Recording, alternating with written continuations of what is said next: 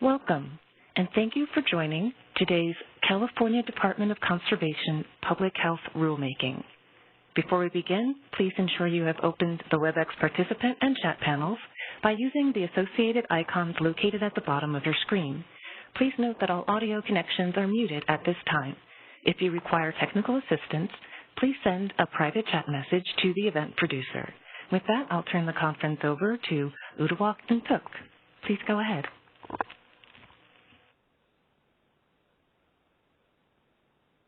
Good morning, everyone. This is Uduak Ntuk, State Oil and Gas Supervisor. We want to welcome you to join today's event, workshop on public health rulemaking.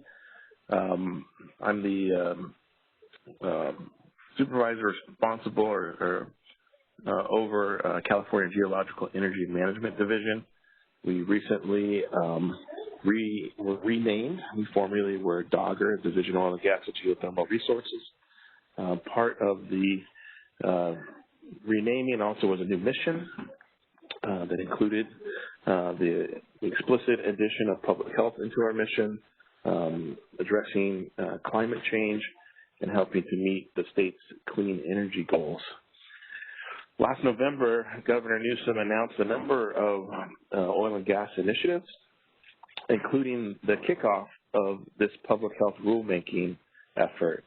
And we are in the pre-rulemaking public outreach process. We initially had 10 public workshops planned throughout the state to solicit input on a new rule. We were able to do the first 4 of 10 prior to the COVID-19 pandemic and shelter-in-place orders, both at the state and multiple county level. And so today's online, virtual workshop is the first of 3 to replace the opportunity for people to give input and make up for the workshops that we had to cancel. Part of this pre-rulemaking process is we're coming with an open slate. We want to hear from residents and community members throughout the state on their perspective on creating an oil and gas public health rule. Today's session is targeted geographically towards the Los Angeles area. We had 3 workshops that were planned that we were not able to do. But anyone from the state could call in and participate today.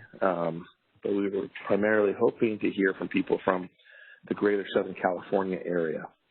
There will also be 2 more workshops in the coming weeks, one in Spanish and another one in English. And those information are on our website, and we'll give more details at the end of today's session.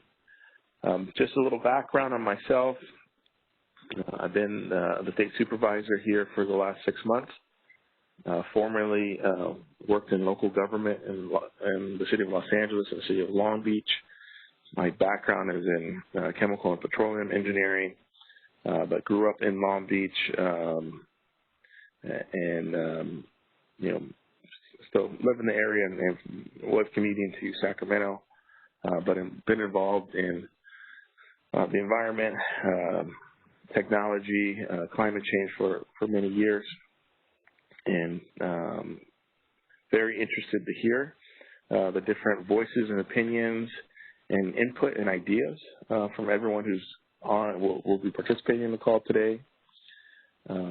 This is really important for us to hear directly from frontline communities, directly from residents throughout the state. And I want to say no idea is too small and no idea is too big. And we're really looking for problem solutions and recommendations for type of items to be considered as we come out with the goal of drafting or producing a draft rule that we hope to finalize or at least get out on our website by the end of this summer. So with that, I just want to welcome everyone again. Thank you for your participation. And I'm going to pass the baton to Sarah Rubin to talk about today's event. Sarah? Thank you, Uduak. So before I go into exactly how public comment is going to work today, Candace, can you give us a quick sense of about how many people are on, both through the WebEx and just by phone? So we can give everyone a sense of how many people are participating so far. Right now we have approximately 200 people today. Fantastic. Well, thank you again, Uduak, and thank you everyone who is joining us. We are happy to have you with us. My name is Sarah Rubin. I am the department's Outreach and Engagement Coordinator.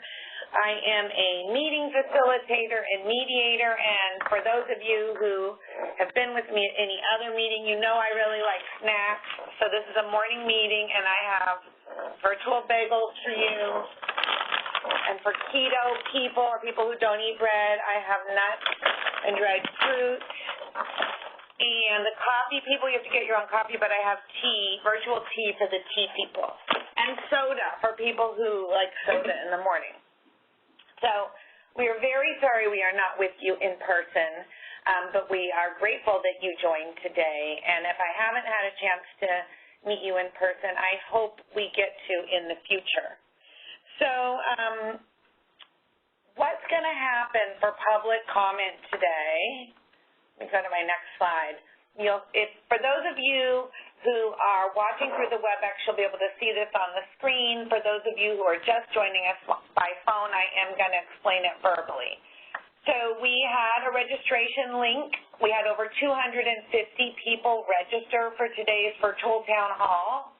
And even though these choices are too limiting, and we apologize for that, we have grouped folks.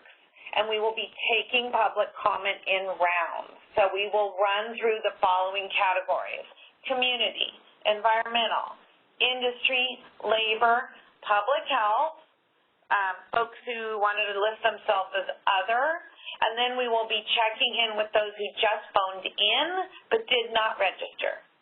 If you have phoned in but you can't see us on the computer screen and you would like to, all you have to do is pop over to our website, conservation.ca.gov/public-health. Scroll to the middle of the page. You'll see the link to register for this webinar-style virtual town hall, and then you'll get the link to come in to the computer-based part of the meeting. Otherwise, we are happy to just have you in by phone. Okay, so what's going to be happening is that our moderator, Candace, is going to be calling out the names of the 7 folks we're going to hear at the beginning of each one of these rounds. So she'll have names for the first 6 people, and then the 7th person who's just by phone will just have a phone number for that person. So about every 15 minutes, you'll know the next round of 7 people who are going to talk, and we'll just keep going through that cycle until we run out of time or we hypothetically run out of people who want to speak. Given the number of people who have said they want to speak, unfortunately, it is unlikely we will be able to get to all of you. I'm sorry for that, but we do have 4 other ways that you can participate. And that if you are seeing our screen, you'll see those. One is by email. We have a special CalGEM regulations at conservation.ca.gov email. The other is a Survey Monkey, and the other is anonymous polling. We have 4 more instant polling dates. One is tomorrow. The instant poll is open each time from 7 a.m. to 9 p.m. We have one May 21st, May 30th, June 2nd, and June 9th. And then our 4th way is you can always send us a letter through the U.S. Postal Service. All right, and then Uduak already mentioned that we have 2 more virtual town halls coming on the 28th of May in Spanish and June 2nd at 1 p.m. And before we jump to the public comment. I just want to make one more plug and thank you for all the people who had helped us plan our in-person meetings that we couldn't go forward with. And I'm sure I'm not going to be thanking everyone, but a couple of people who are popping into my head who did so much work in helping us find local locations are people like Barb, Monica, Katie, and there's so many others. So thanks for everyone who's worked behind the scenes to help us plan those in-person meetings, and we're really sorry that we couldn't be with you. Okay, so we are going to move to public comment. And for those of you who, here we are, who had helped us or came to any in-person meetings, you know we use this 2-minute clock, countdown clock. So we're using the same clock, and I'm about to turn it over to Candace to give us our top 7 people, and this is the clock that people will see to know when their 2 minutes is over. I am having Candace cut off everyone's phone line at the top of the 2 minutes so we can get in as many people as possible. So let me apologize if we are cutting you off. All right, Candace, are we ready for our first group? Yes, we are. First, may I ask everyone who had planned to make a comment today to please press #2 on their phone.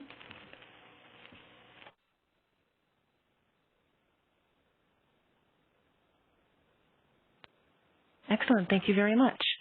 Our first group of speakers will be Jimmy Abe or Abe, Jack Eit, Corey Burns, Sean Connor, Liz Amsden, and Wesley Schwang. Hey, Candace.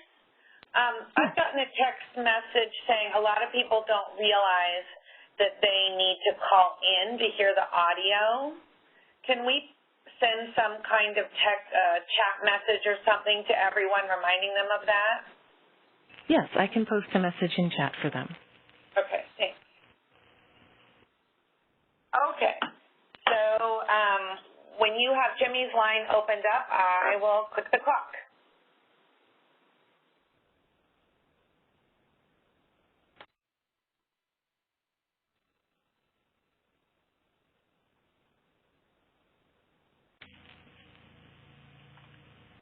Your line is open. Please go ahead. Hello, everyone. I'm Jimmy Abe. I'm a proud Angelino, and I'm here with Stand LA. And I appreciate the opportunity to speak today. Now, many years ago, I grew up here and went to school next to one of LA's oil rigs. And I can still remember the pungent smell we had to deal with and endure daily. The negative health effects that result from this exposure have been scientifically proven. So, you know, why is the health of our innocent kids still being jeopardized today? We need to have our state and local governments prioritize its people because there's no price that you can put on the health of our communities. Our governments should put people before corporations and profits whenever possible. So with that said, we must have 2,500 feet between oil and gas operations and the places where people live, work, and learn. And we must prioritize an opportunity to plan a resilient and thriving environment for all Angelinos. Thank you for your time.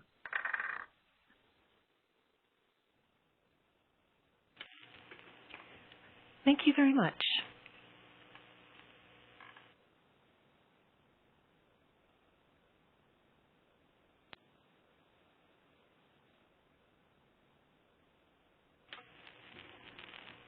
Sarah, there's a lot of movement on the phone line connections, so tracking people is proving to be a little bit more difficult than I had anticipated. If you don't mind, if I can read out like the next 2 people and then have them raise their hand so that I can Sure. unmute the first? Okay. That's good. So everyone? However it works. Okay. Everyone, I'm going to lower your hands at the moment. That does not mean you will not be able to speak. I just needed to clear the board. So if Corey Burns and Sean Connor could press #2 on their phones. that would be very much appreciated.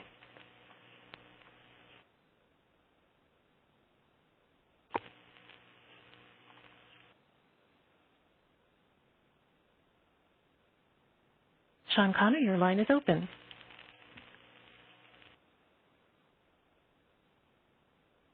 Good morning. Your phone may be muted. Hello. Good morning. Yes, please go ahead. Yes, my name is Sean, and I'm the brother of an oil industry worker. It is imperative that we support these families within the industry. These are hardworking people that support families and, in turn, support communities. These oil industry jobs have helped our children get educations, get health care, and more. Change happens, and we all have to move with the flow. However, it's not just a matter of moving a well or anything like that. The consequences of these decisions are the jobs that these families depend on. Thank you for your time.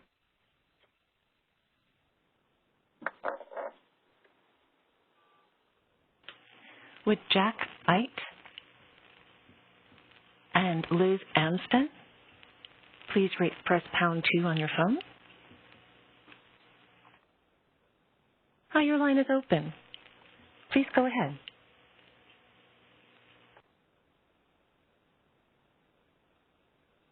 Hello? Your phone may be... Yes, please go ahead.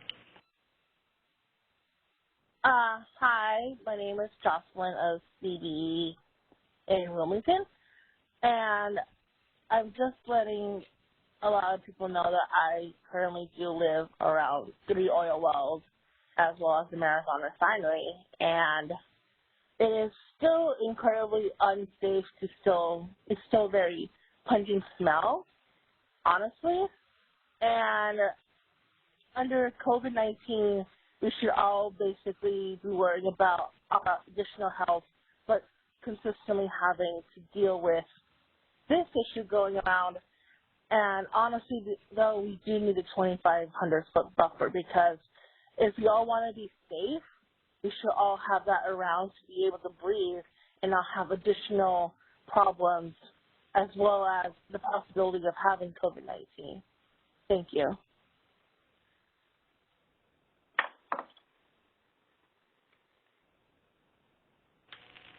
Thanks very much. The following 2 people, please press pound 2. Wesley Schwang and Matthew Gaines.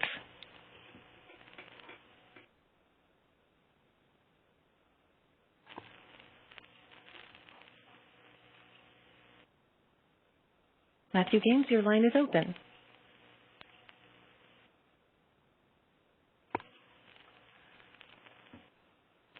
Please go ahead. Hi, Matthew Gaines, Operating Engineers, Local 12. One of the things that we're concerned about is good paying jobs, like one of the previous callers stated. You know, we have members that contribute to the California economy, and that can't be said for a lot of other organizations at the moment. You know, the way the world works, we still run on diesel fuel, jet fuel, and bunker fuel for shipping and for goods and freight movement. And until we have other things in place to take that away, I think we need to be cognizant of how much the goods movement will affect how people can purchase items.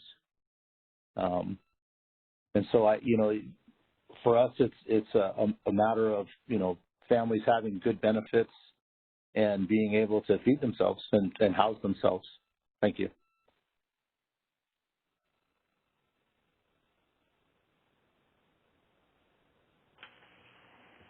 Thanks very much.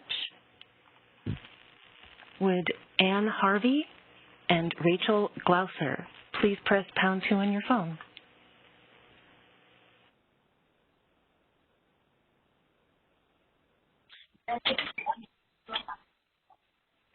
Hi, your line is open.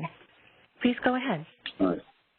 So, my name is Robert Smith, Painters and Allied Trades. And again, it's about jobs in industry. This is an industry that's been here forever. it's raised people up, and it's currently raising people up from underemployed jobs to real jobs. And think carefully what we do. Thank you.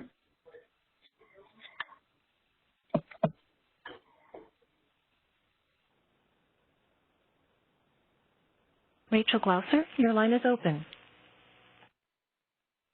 Good morning, Rachel Glauser here on behalf of Current Citizens for Energy.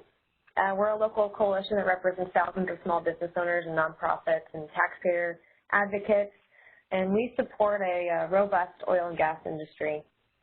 I want to thank you for allowing us to come on here and comment this morning. Our community is really proud to produce the majority of our state's much needed oil and gas here. And even with that production, our state still imports 2/3 of our energy needs, much of that coming from countries like Saudi Arabia and Iraq, and they do not adhere to the high human rights, labor, environmental standards that California does abide by. The fact remains that California's nearly 40 million residents demand enormous quantities of oil and gas. Still, as the other commenter said, our coalition believes that the oil and gas needed by Californians ought to be produced here by Californians. We over here in Kern County are actually a living, breathing example of an all-of-the-above strategy for meeting our vast energy needs. We actually produce the most renewable energy by far, so we're very proud of that. And we just ask that you support the people of California producing our energy here under world-class environmental and human rights standards, and that all regulations be guided by facts.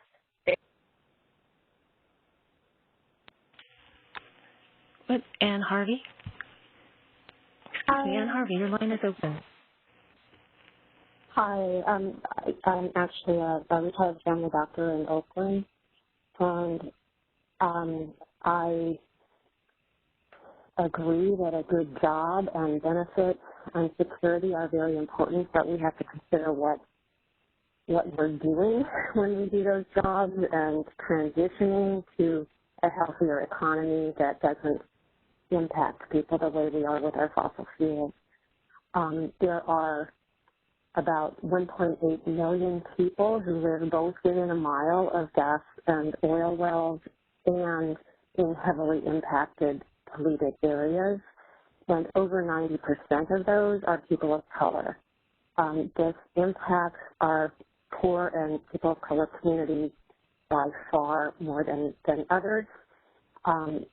And the state of California legislature commissioned a study years ago that recommended at least a 2,500-foot setback, and that should have been implemented promptly. It should. Thanks very much. We're looking for Jack Ike and Suzanne DeBenedictis.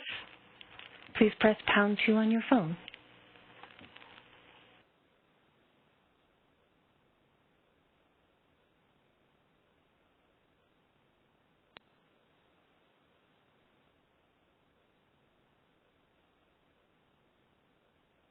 Hi, your line is open. Please go ahead. Hi, my name is Jack Ike, and I'm here on behalf of SoCal 350 Climate Action to urge Governor Gavin Newsom and CalGEM to take immediate action to protect communities and families who live, work, and worship and go to school near active oil wells. Over 5 million Californians live within 1 mile of an oil and gas well, and of those, 1/3 live in areas with the highest level of pollution in the state. We have to begin our transition away from oil and gas to meet international targets for carbon reduction, as well as protecting people living near drilling. A buffer of 2,500 feet between oil and gas operations and the places where people live, work, and learn is necessary to protect the health and safety of the communities, as well as to start healing our climate issues. Thank you for the opportunity to comment.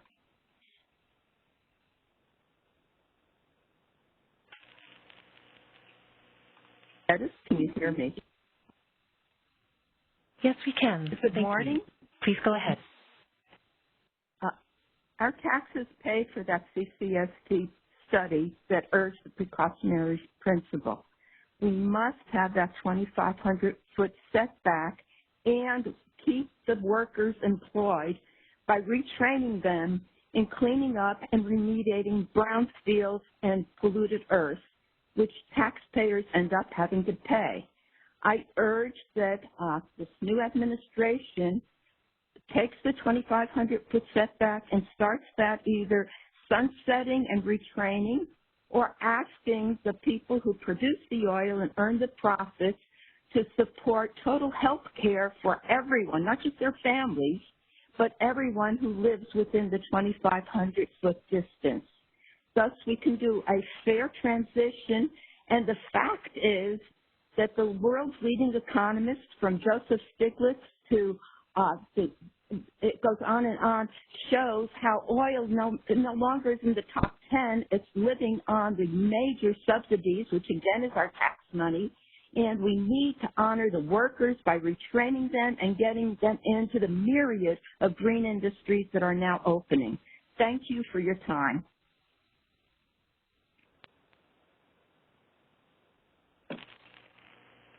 Thanks very much.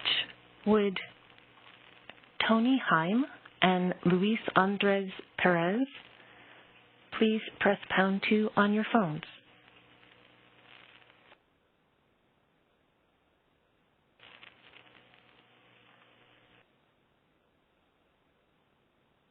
Your line is open.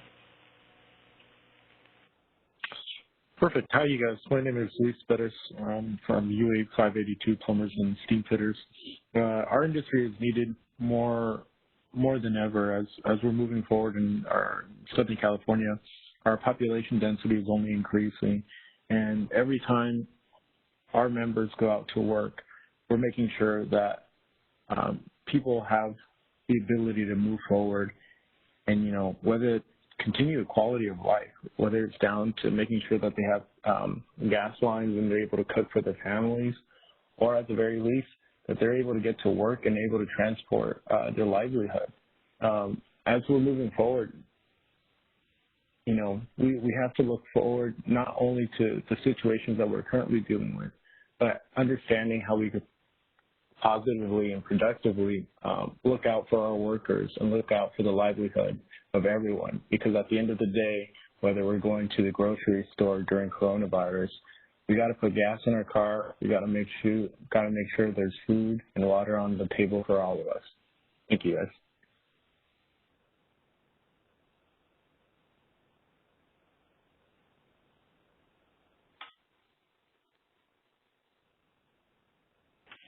Tony Heim, your line is open. Thank you. Good morning. I just want to urge that you look at the science, pay attention to what the studies say. I've been in the industry for 37 years, and we are not experiencing high incidence of people getting ill from working near oil wells. A lot of good jobs in the industry that would be lost, and I think you should be very careful about how you handle this decision. Thank you.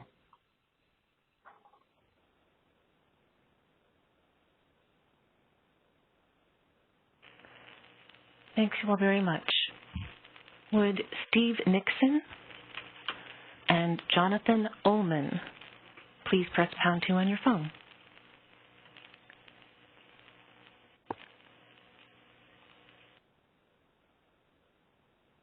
Mr. Nixon, your line is open.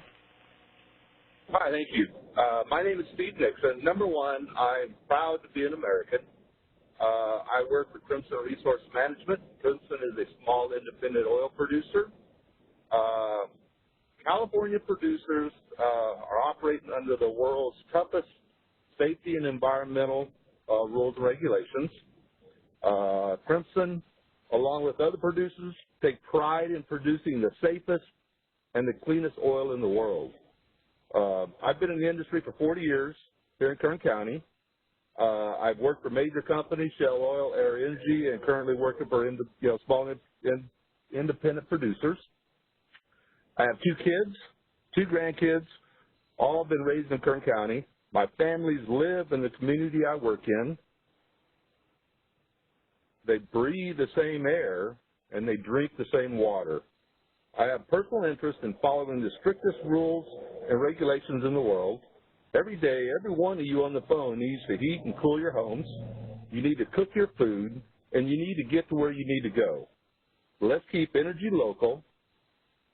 It's better for the environment and keeps quality jobs here in Kern County. Thank you very much. Your line is open.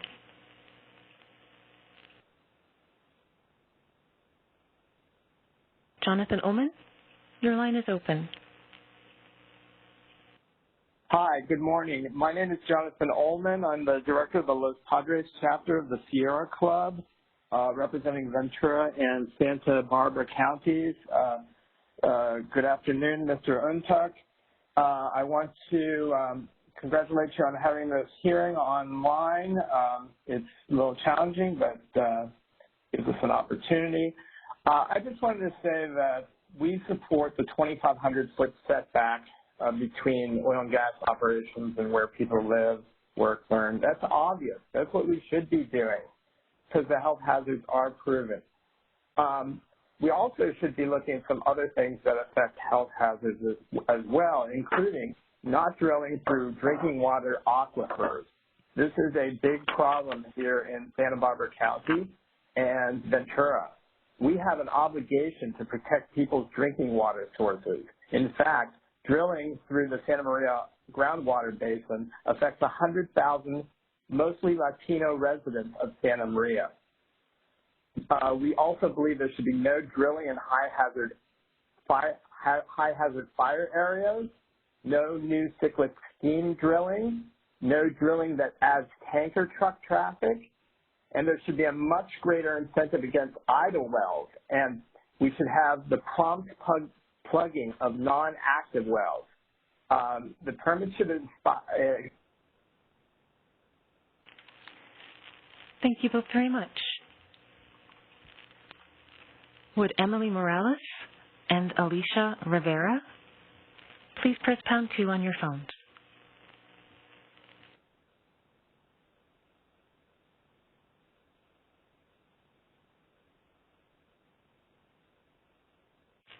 That was Emily Morales and Alicia Rivera.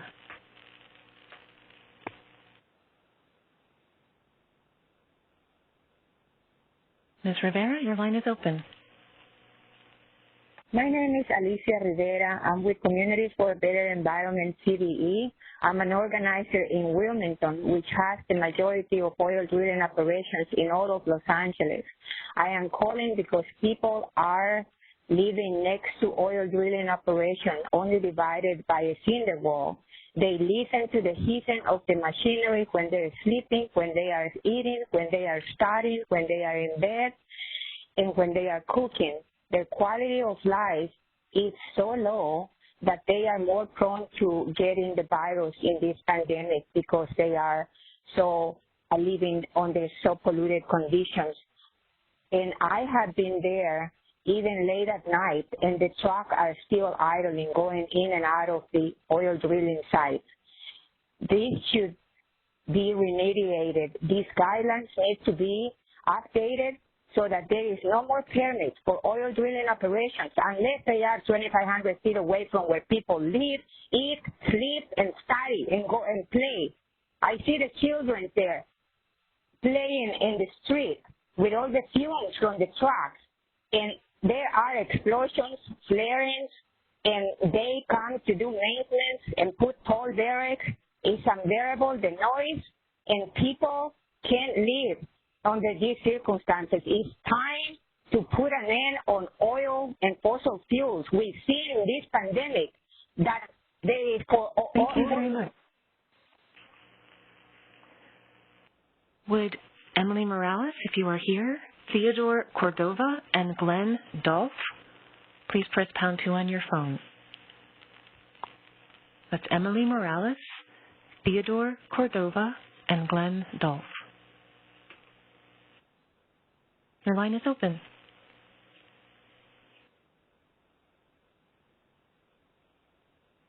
Glenn Dolph, your line is open. Okay. My name is Glenn Goff. I'm with the International Brotherhood of Electrical Workers in Kern County. We strongly disagree with any kind of blanket 2,500-foot setback. The impact on jobs especially is going to be terrible. As far as quality of life goes, I have to say I live within about 1,000 feet of not an oil well, but a refinery. And while it has had some impact, it hasn't been a great impact in my life for 30 years.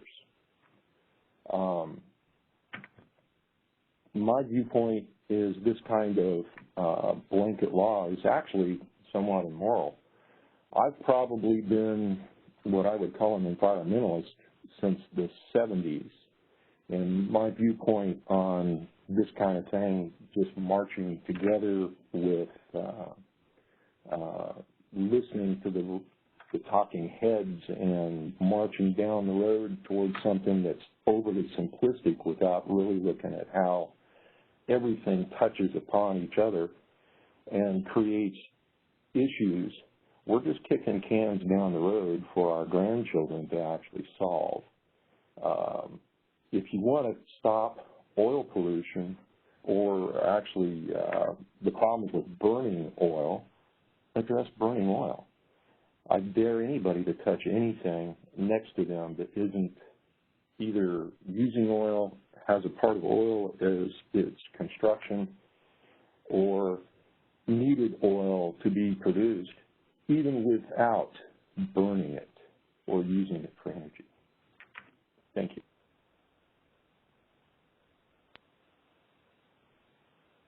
Theodore Cordova, your line is open.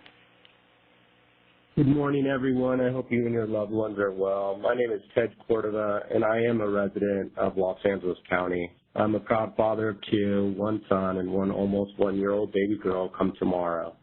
I've lived in LA for over 20 years and born and raised here in Southern California. I'm fortunate to work for a great company that has several facilities throughout the Los Angeles area and the state. Our company is E&D Natural Resources. Now more than ever, as we all face the COVID-19 crisis, our priority remains focused on the health and safety of our employees and how we can help communities where we live and operate. Petroleum-based products are critical in the fight against COVID-19 and for patients and frontline healthcare workers, including products like face masks, doctor scrubs, gloves, hand sanitizer, protective eyewear, ventilators, medicines, and other medical equipment that are absolutely necessary. We've all witnessed over these last weeks and months how important it is to be able to source things and buy locally. We produce our product locally under the strictest regulations on the planet. We believe that producing locally is in the best interest for the economy and the environment. It does not have to be one over the other. Together, we can continue to show leadership in both areas. CalGEM's public forum today on health and safety is a good step forward. Continue the dialogue based on science and facts, and show that together we are all capable of creating a sustainable energy future that serves all communities. Thank you.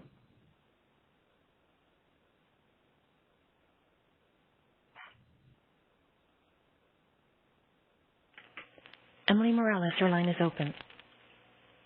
Hi, I'm a member of the Wilmington community, and I'm here on behalf of Communities for a Better Environment to urge Governor Newsom and CalGEM to take immediate action to protect communities and families who live, work, and worship and go to school near active oil wells and refineries across California. Communities with other and low-income communities are most severely impacted by oil drilling in the neighborhood. I live about 1,000 feet probably from an oil drilling well, and I'm always hesitant to open my window because it smells horrible. And, you know, even when we're just trying to take a walk around our neighborhood, it smells bad. It's evidence that one's health is jeopardized when they're living close proximity to active and inactive oil wells. And in order to protect the well-being of the community and future generations of this community, we must create a 2,500-foot buffer zone between oil and gas operations and the places where people live, work, and live. Thank you.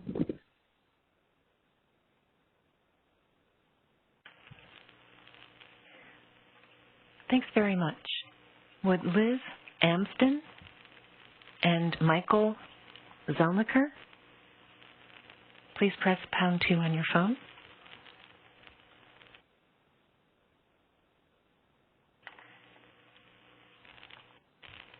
That was Liz Amston and Michael Velniker.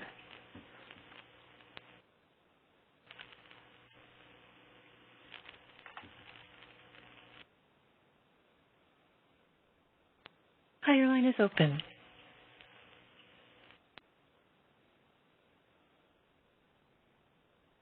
Hi, please go ahead. Your line is open. Yes. Yes. Hi.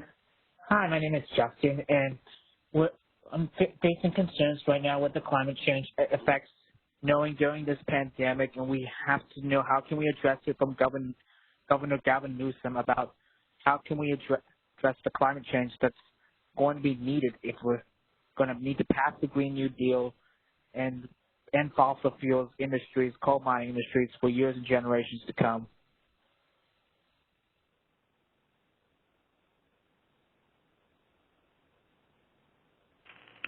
Thank you very much.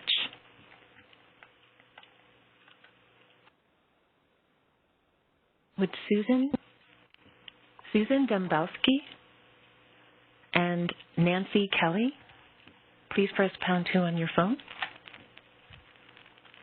That was Susan Dembowski and Nancy Kelly.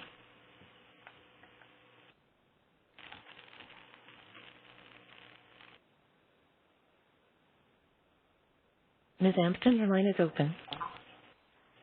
Yes, we've talked about the quality of life. We've talked about pollution, which injures people. Right now, these people are most likely to get COVID. They're more likely to die. Asthma and other complications follow kids all their lives. We know toxins from fracking, which the companies refuse to identify as trade secrets, are seeping into water. They affect brain development. When I first became involved with this issue in Los Angeles, there was a photo of a woman in her kitchen, an apartment complex built after wells had been abandoned in the University Park neighborhood, but reopened for fracking. She was cooking while laborers and hazmat crews were working 20 feet from her window. The way workers were safe, she and her family was not. Symptoms from fracking are worse than for some earlier types of drilling by many orders of magnitude. EPA inspectors were sickened at this site.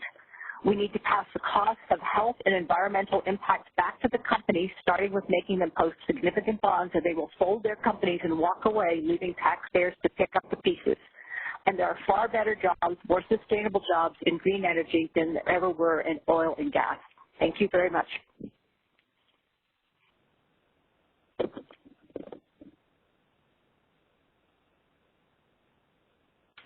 Thank you very much. Would Greg Lilliston, Hannah Dragoon, Susan Dembowski, and Nancy Kelly please press pound 2 on your phone?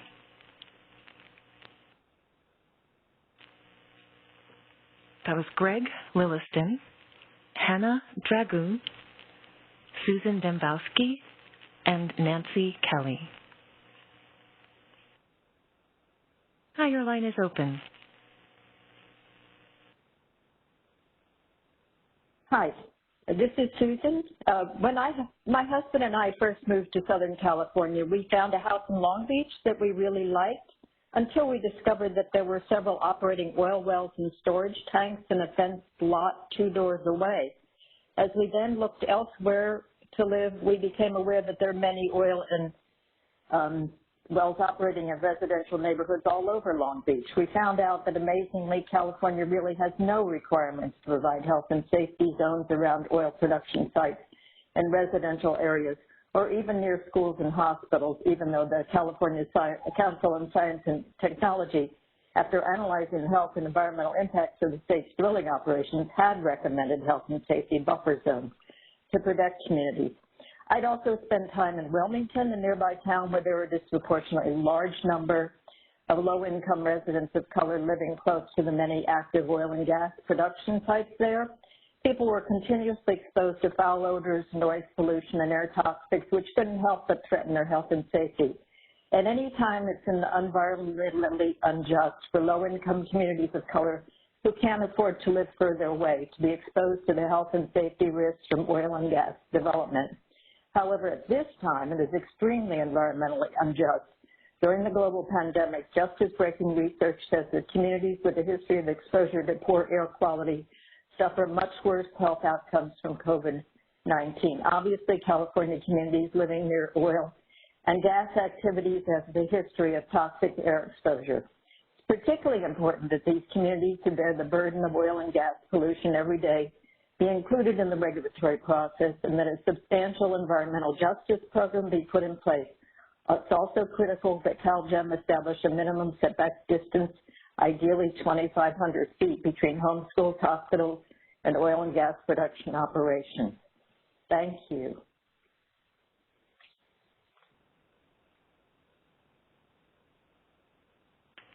Ms. Dragu, your line is open. Good morning. My name is Yana Dragu, and I am the daughter of an oil industry worker. Thank you for giving me the opportunity to speak.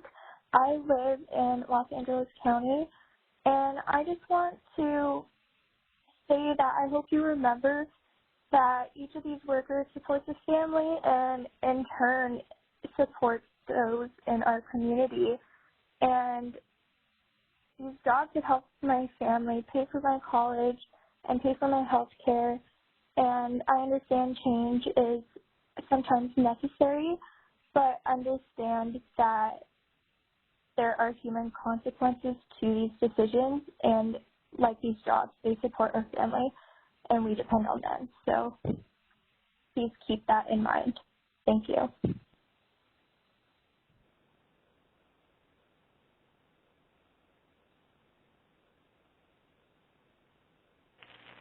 Hi, your line is open. Yeah, this is Greg Willison. I work in the industry, and I just want to say if we're really focused on getting rid of oil and gas, then we should try and focus on that technology first before we get rid of the wells, rather than sending that overseas and having a much higher global impact from extracting the oil over there. So. Yeah, I think there could be a better technological solution that we can work on together. Thank you.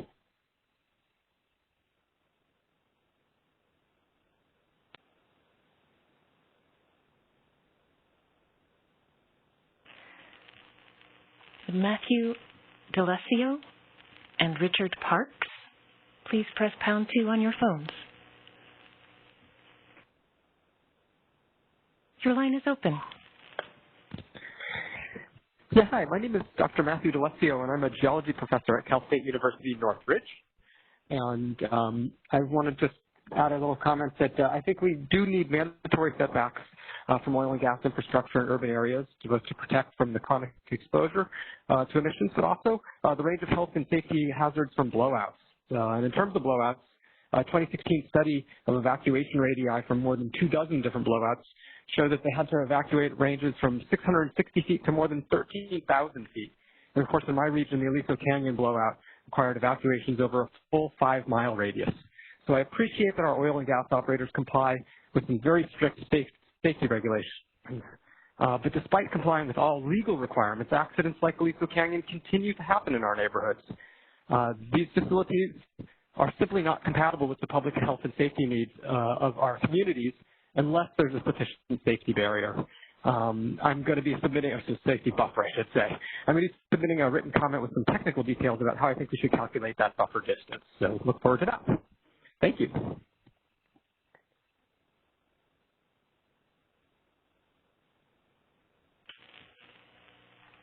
Good morning. Richard Parks, your line is open. Good morning. My name is Richard Parks. I'm a longtime resident of South LA and service president of Redeemer Community Partnership. A patchwork of regulatory agencies have been empowered to police drill sites. However, they rarely collaborate. They frequently do not have the resources to be proactive. Often it is fence-line neighbors and frontline nonprofits who must bring violations to light. These agencies have even told us that we need to be their eyes, ears, and nose. That is, we need to be canaries in Big Oil's coal mine. There is a clear pattern of environmental racism at work with the oil industry and regulators treating communities like ours as sacrifice zones. Wealthier, wider West LA neighborhoods have long enjoyed protections that were not extended to drill sites in South LA neighborhoods. EIR radius maps showing where there will be loss of life, injuries, and/or damage to structures in the event of a catastrophic explosion or chemical release are luxuries of wealthy neighborhoods like Hermosa Beach. There have been no EIRs for drill sites in our low-income, majority-minority community. Finally, regulation has failed to protect our community from the industrial alliance between big oil and big chemical. SB 4 and SCA QMD Rule 1148.2 do not disclose or regulate the vast majority of toxic chemicals that are brought onto urban drill sites. We watch tanker trucks make regular deliveries of Surfatron DQ86 with a warning label that reads danger, damages fertility and the unborn child. With a high incidence of miscarriages, we are left to mourn children we will never meet because of a regulatory system that prioritizes the wealth of big oil over the health of our families. Toxic oil extraction is fundamentally incompatible with residential neighborhoods and must be brought to an end. We urgently need a 2,500-foot buffer with a 5-year phase-out for existing operations. Thank you.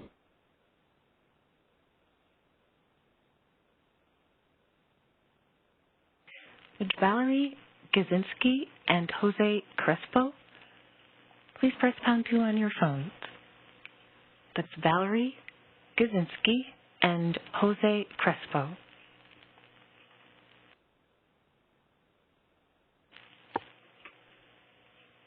Hi, your line is open. Mr. Crespo?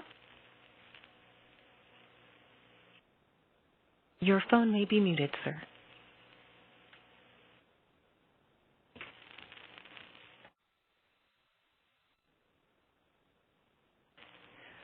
Would Valerie Gazinski, Ernesto Medrano, and Jill Johnston please press pound 2 on your phones? That was Valerie Gazinski, Ernesto Medrano, and Jill Johnston.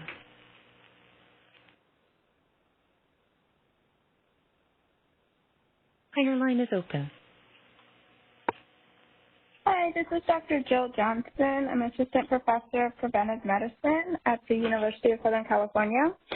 And I just wanted to share about the growing scientific literature that demonstrates adverse exposure and health impacts associated with petroleum extraction. We know that a single drill site can operate for decades and that the extraction process produces multiple health hazard air pollutants like benzene, toluene, formaldehyde, and hydrogen sulfide. Many of these compounds are known to be toxic to human health, carcinogenic, and impact respiratory health. These chemicals can migrate off-site due to fugitive emissions, spills, leaks, or accidents. And despite the diversity of extraction techniques we see across the country, studies have consistently identified drilling activities as significantly associated with adverse birth outcomes. We see this in California, Pennsylvania, Colorado, Texas, and Oklahoma. And while the exposure measurements can vary across the different epidemiological studies, we see adverse perinatal effects anywhere from people living a half mile to 3 miles away from these drill activities. Furthermore, some recent health studies have also reported symptoms of throat and nasal irritation, eye burning, sinus problems, headaches, skin problems, fatigue, loss of smell, cough, nosebleeds, and psychological stress. This is both among the workers as well as the communities living nearby. We also see increased risk factors for cardiovascular disease in people living near high intensity of oil and gas drilling activities. We also see impacts of neurological symptoms, kidney damage, and thyroid problems. Stress, including social and economic stress, can make these health conditions worse. And so it's important that we leverage the scientific information and data as we think about policies to protect communities and the future from pollution as well as climate change. Thank you.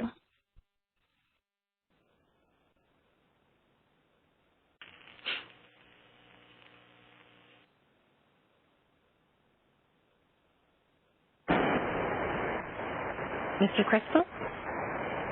Hi, I'm an oil field worker in Los Angeles, but I'm also an environmentalist, a taxpayer, and a homeowner where my backyard neighbor is a different oil field. I've been hearing a lot of concern about the safety of living near an oil field, and I'm here to tell you that it's possible to do this job right, and it's possible for the industry and regulators to work together to support business and community. Being safe matters most to us. I promise you, we care about our health and lives just as much as anyone else, and I wouldn't be working in this industry if I felt it was threatened. California has the strictest regulations in the world already, and they work. I know they work because I see it firsthand at work and at home.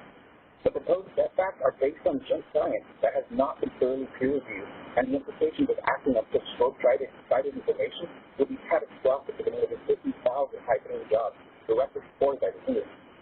Why are we gambling with our economy, tax dollars, and thousands of families on minority of data when the industry has been doing independent third-party exposure surveys for years and has not found the same results? There's tons of data out there that contradicts the proposed setback bill. But these are arbitrary, and they pick and choose what data they use to serve their ideological purposes. How about we look at the entire data landscape and look for the truth instead of ideology? We live in the same communities we work in. We breathe the same air, we drink the same water, and so do our families. We have a vested interest in doing our job well. Look, I get that all these people don't like the bait and smells coming to the sewer, but the proposed answer is setback is like going after a fly with a bunker farm. It's based on bad science. There's massive amounts of data over decades that this job can be done safely. So proposals like this undermine and erode the cooperation. I wasn't joking when I said I was an environmentalist. I volunteered to clean up. I graduated from UCSD where Earth Day first began. Hell, my electric car is charging right now. Let's work together. Let's look at all the data, not just one set. Let's try to make all of California better.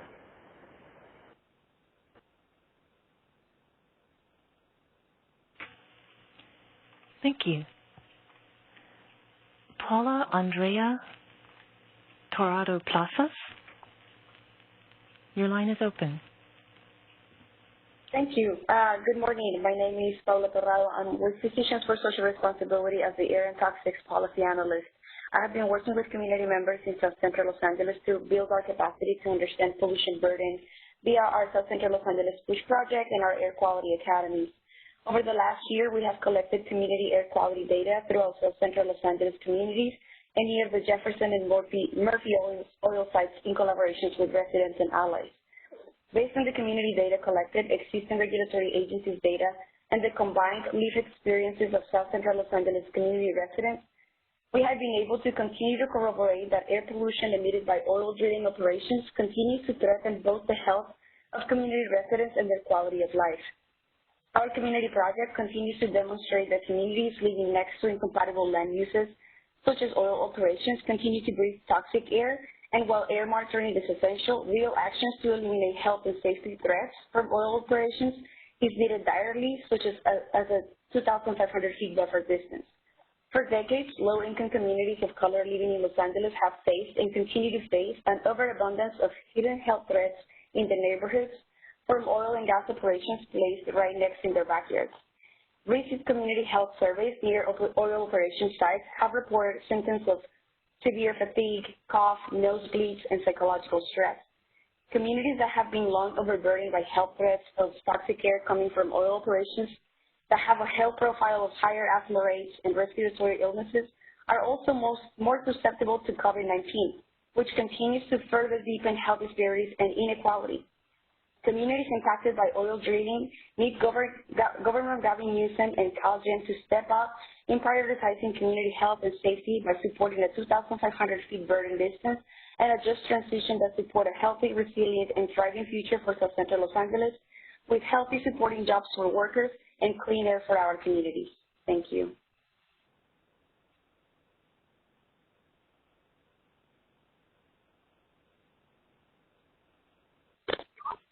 Your line is open. My name is Carlos Torres, and I like the clean air piece because I think it's good, but I moved 25 years ago by the 405 and freeway, and when we're done with this one, maybe we can shut down the 405 freeway and make that one move too. Bye.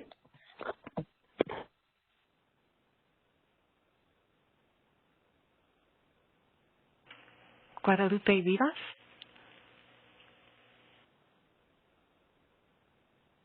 Your line is open. Please go ahead. Hola, buenos días. Mi nombre es Guadalupe Rivas de la organización de SCOP y estoy aquí como un miembro de la comunidad del sur de Los Ángeles. Soy embajador de la calidad del aire del proyecto SCLA Push. Estoy aquí para instar al gobernador Gavin Newsom y CalGEM a que tomen medidas inmediatas para proteger a las comunidades y familias que viven, trabajan, adoran y van a la escuela cerca de los pozos de petróleo y las refinerías activas en California. Más de 5 millones de californianos viven a una milla de un pozo de petróleo o gas y de ellos un tercio vive en áreas con los niveles más altos de contaminación en el estado. En mi comunidad del sur, centro de Los Ángeles, las comunidades viven con torres de exploración de petróleo en sus patios traseros y cerca de escuelas, parques infantiles, amenazando el aire que respiramos, los alimentos que comemos y el agua que bebemos. Como experiencia personal, aquí en la ciudad de Los Ángeles, donde yo vivo, por la calle Arlington, hay un pozo de petróleo cerca de una escuela y emana un olor fuerte de contaminación y los niños son los más afectados. Todos estamos aquí porque nos importa lo mismo, el bienestar de nuestras familias hoy y en el futuro. Es necesario que mantengamos que amortiguar 2.500 pies entre las operaciones de petróleo y gas y los lugares donde viven, trabajan y aprenden las personas para proteger la salud y la seguridad de nuestras comunidades. Gracias.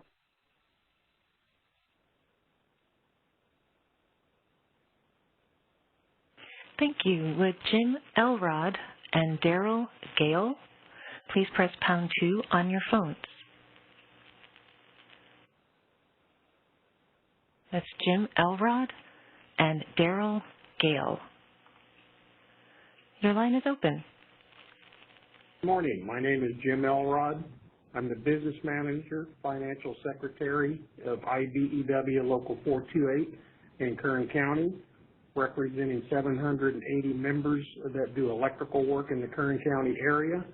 About a third of those do work in the oil industry.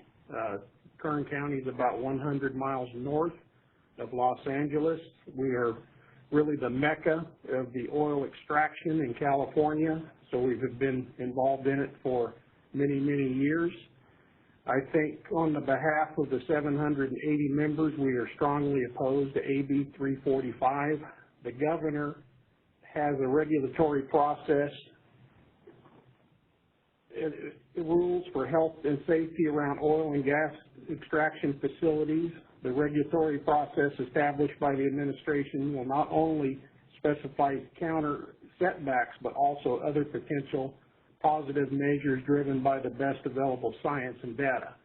Governor Newsom has already proven under the present pandemic of COVID-19 that he's able to take scientific data and public opinion from the counties on reopening and be able to juggle both of those successfully to do what's best for the public and for Californians in general.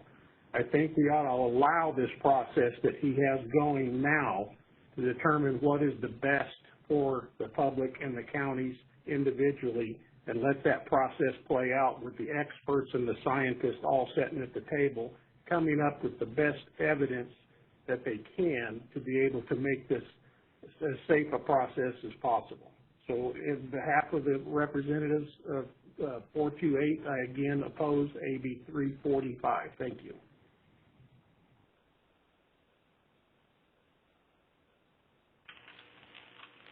With Daryl Gale, Ashley Hernandez, and Ray Watson,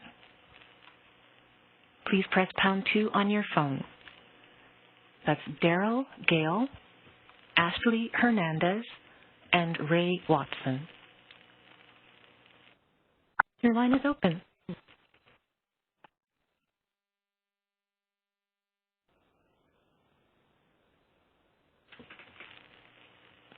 Ms. Hernandez, your line is open. Hi, my name is Ashley Hernandez. I'm a organizer with Communities for a Better Environment, but most importantly, I identify as a resident in Wilmington, California. I actually live 600 feet from one of the largest drill sites in the state of California. And I can tell you that from growing up here as a child, I've seen these impacts. I've seen these trends, and I've been able to connect the dots since I was in grade school up until now that I've been organizing with powerful, courageous youth and frontline residents in Wilmington fighting for our community's right for environmental justice. I strongly believe we need a 2,500 setback. My community and my life experience and health impact is proof that 600 is not enough, and it will never be enough.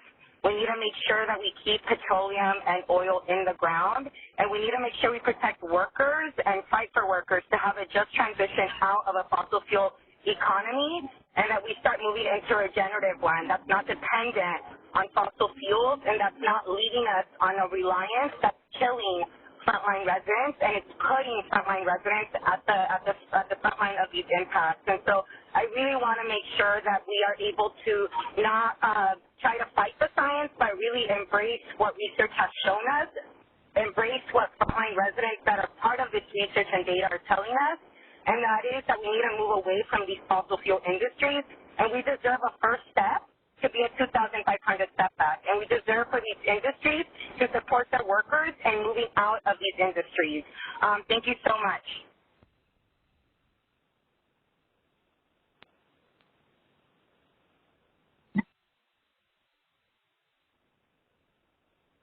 Your line is open. Please go ahead.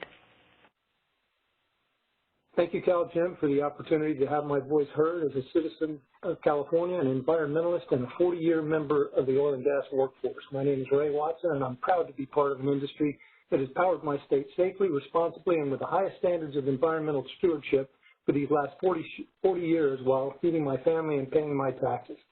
My children are California born and raised, and that proud tradition continues with my granddaughter. Extremists who seek the immediate halt of oil and gas production in California hold a position that is either ignorant or hypocritical. Why do I say this? Californians currently enjoy a lifestyle that demands 1.5 million barrels of oil every day. You can argue that our lifestyle should not require this, but the fact remains that is where we are. And the path to a lower need for energy is a long one that must be navigated carefully and cooperatively. Due to a hostile business climate, the California oil and gas industry currently supplies less than a third of California's needs. The balance of that demand, over 1 million barrels of oil a day, is imported by supertanker from foreign countries that do not have the same high regulatory and environmental standards or values for basic human rights that we as Americans are committed to. Stopping all California oil and gas production tomorrow will not change this demand. If today's California energy appetite is not satisfied with oil and gas produced in California, imports of foreign oil will simply increase to fill the void. This is a net negative impact to the global carbon footprint. An interim solution to this negative impact is to increase California oil and gas production that is accomplished with the safest, most environmentally responsible standards in the world, eliminating the need for imported oil that is brought to the port of Los Angeles every day in risky foreign supertankers that are pouring thousands of tons of pollutants into our air. With CalGEM's help, we can assure a cleaner world while powering California with responsibly produced oil as we all continue to work toward an economy that becomes increasingly compatible with renewable energy. This approach will help ensure that the oil and gas required for the foreseeable future to support the world's quest for ever-improving quality of life is produced in the most environmentally and socially responsible manner possible. Thank you.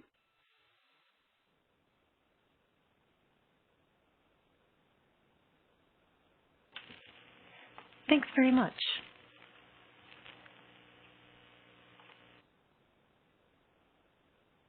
Hold on just one moment, please.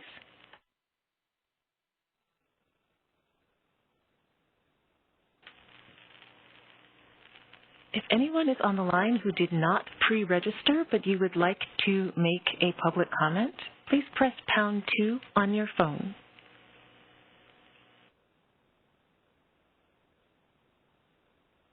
We will not be able to get through all of them at this time. We're going to go back to the registration list after I'll take 3 of the unregistered individuals at this time.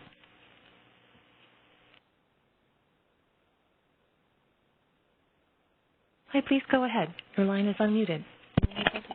Hi. Hello? Hello? Yes. Is my line unmuted? Yes, you're on. Hi, Yes, my name's Teresa Brady. I did actually pre-register, but I wasn't called on. I pre-registered with my cell phone number, so you're probably not recognizing my number. This is my home number, and it says Troy Construction. And my name is Teresa Brady, and my roommate is does a little bit of local construction. I definitely support AB 345, the setback, the 2,500 setback from oil wells for people who live near them, because the science tells us that it is a health risk to live near them. Many of the people who speak on behalf of the oil industry seem to try to twist that and say there is no science that says it's unsafe to live near it. But I was looking it up online while I was waiting for my turn to talk, and I found several sources that point out that it is toxic to work on the cleanup, that the oil industry has known it's toxic for 20 years, and they've also known they've been causing climate change for many, many years, and they've not addressed that as well. Their promises that they will do better are not enough. We need this setback now, AB 345. We need it because there are many carcinogenic pollutants in the air. It does also pollute the water of the people who live near them or who are getting their water from those water tables, as has been said. There can be good jobs provided by solar and wind and other renewables. The cost of extraction of fossil fuels is about equal to the production of clean energy now at this point. This industry is getting subsidized by the federal government, and that those subsidies were shifted to the clean energy. They could help transition those people who are working in the oil industry to good jobs in the renewable energy.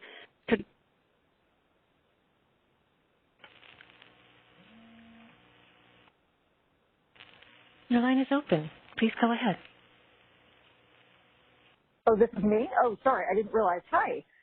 My name is Jessica Craven. I am a Los Angeles resident, newly elected member of the California Democratic Party Los Angeles County Committee.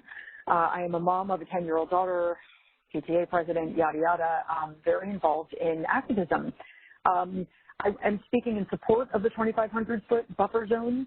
I'm dismayed to hear so many people coming on and making it sound as if it is a choice between people's jobs and saving the health of people who live in these communities and all of us who don't want to breathe toxic, polluted air.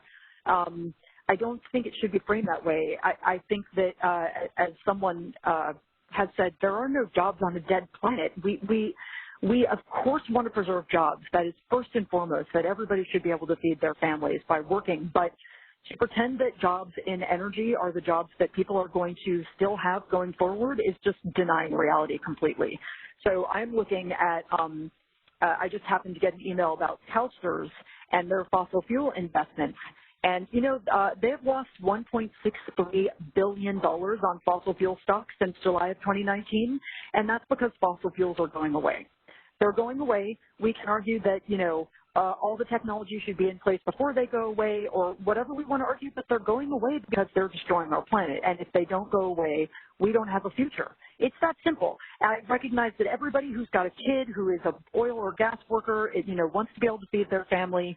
We all want the same thing, which is a safe future for our kids and for our kids to be able to live in a place where they're not going to get cancer from breathing the air, where there isn't going to be some huge explosion which makes everybody have to leave their houses. We all want the same thing. So I would just argue that this setback is the first of a lot of things that are going to have to change as we transition to a sustainable future. Oh, is that my time? Well, I would just say I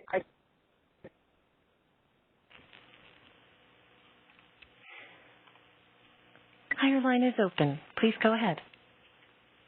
Hi, my name is Marcia Hanscom. I'm a Sierra Club leader, and I'm also a community leader in Playa del Rey on the Los Angeles coast.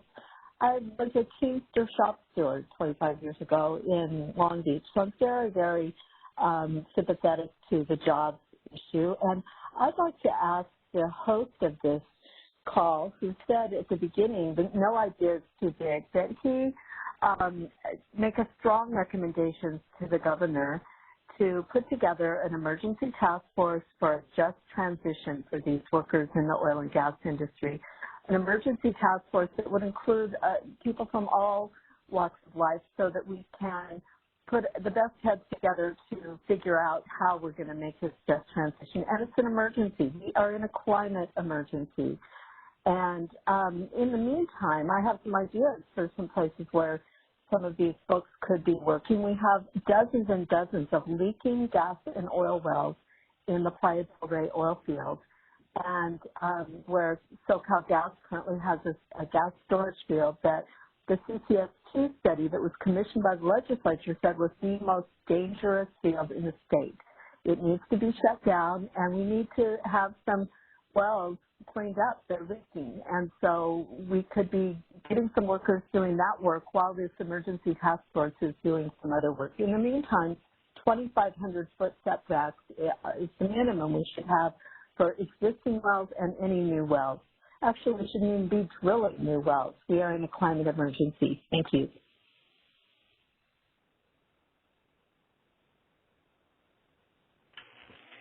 All right, we're going to go back to the registered list.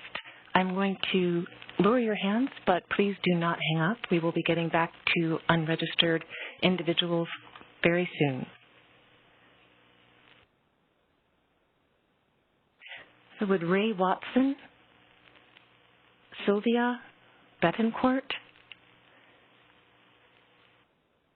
and Michael Velniker please press #2 on your phone.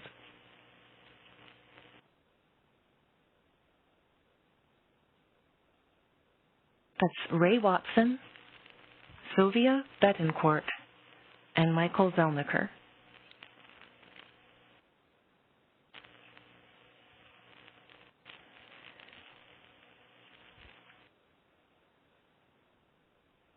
Okay. Would Jimmy Schloss, Luis Miramontes, and Margot Iser please press #2 on your phone.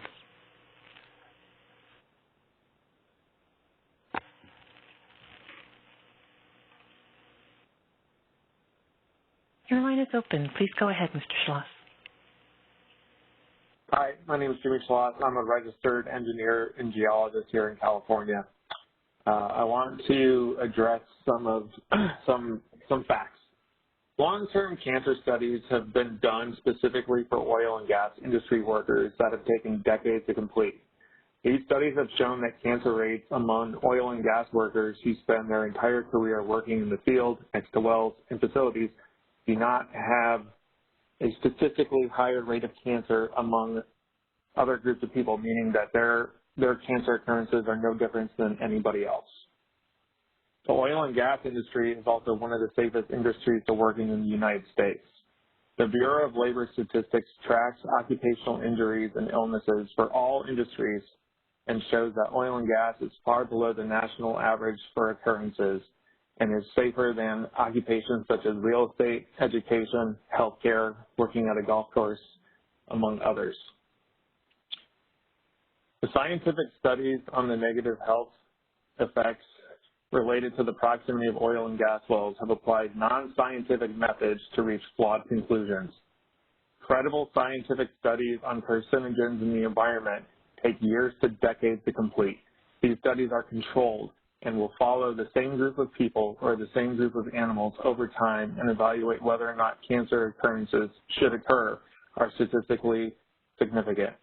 The studies cited in this phone call have not been able to tie negative human health effects such as cancer to oil and gas wells because they rely on personal surveys and self-certification if individuals have cancer. And they fail to address how long an individual has lived there, what their health habits are, and other factors such as proximity to highways and refineries. And that's all I have to say. Thank you.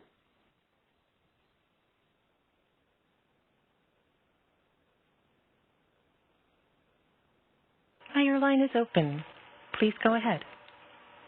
Hello. I'm calling from a city a few miles east of downtown LA, which has many reasons for the new rules to be made both proactive and reactive. To prevent health problems in the future, the law needs to stop a proposed luxury condo project at top of an over 100-year-old active oil field full of still active and abandoned wells with a gas line similar to the one in Aliso Canyon running underneath it. Need to find a way to do that, and there should be a way to have cities and other entities pay to make up for lacks of any regulations in the past, which led to deaths of many people who had oil wells in their backyards who died of cancer, and then other people who are still negatively affected by living near oil and gas wells and pipelines, etc.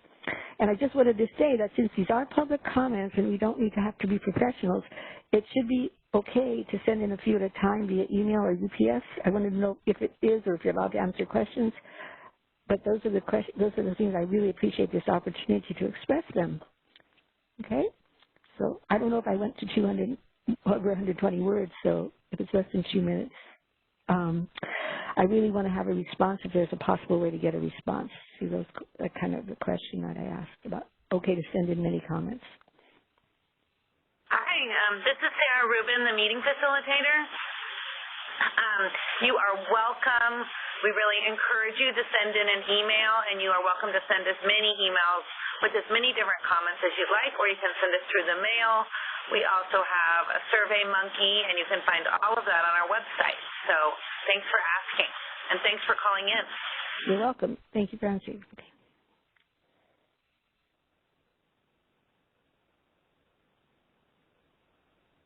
Sylvia Betancourt, your line is open.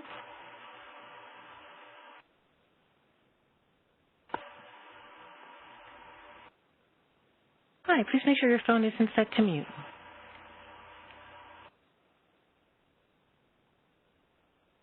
Hello, this is Sylvia Betancourt, and I am here in support of a 2,500-foot setback. I work with the Long Beach Alliance for Children with Asthma, which is based at Long Beach Miller Children's and Women's Hospital. We work primarily with children whose asthma is out of control, and in particular in the Wilmington, Long Beach, San Pedro areas. As you know, there are many exposures there, but in particular, in thinking about petroleum extraction, this is a toxin and a hazard for children, in particular, whose lungs are still developing, but for children who have asthma, which is a chronic illness. That exposure exacerbates their. And when a child has uncontrolled asthma and they're in the ER or the hospital, they're missing days from school, and their parents are also missing work. So it's extremely important that we consider health, our children's health, and set 2,500 feet setback. Thanks for your time.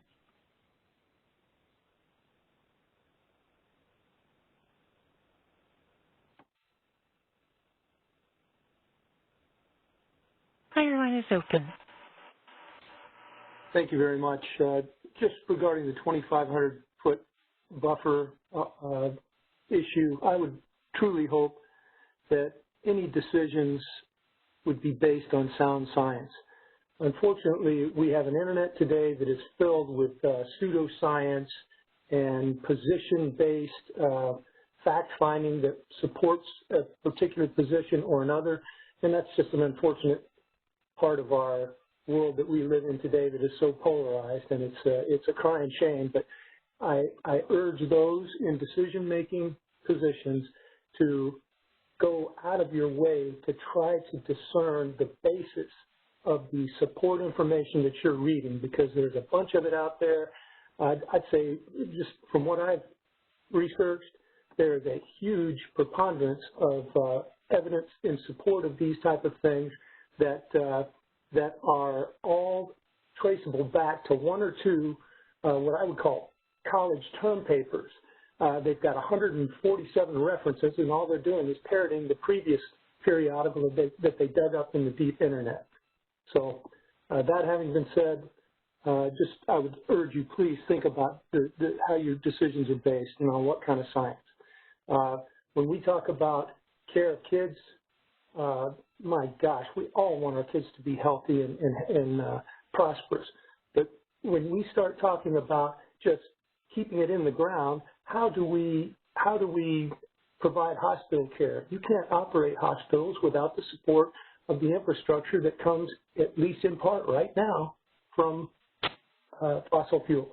So that having been said, let's look for a way through this, but let's not blow our leg off in the process and make things even worse, as we are tending to do in certain cases this very time in our history. So we can work together and make this happen. Let's do it as safely as possible. The safest way is for us as Americans to do it ourselves.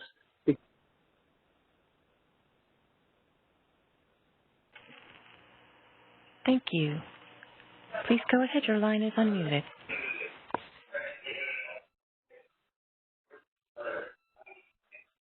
Hi, your line is open.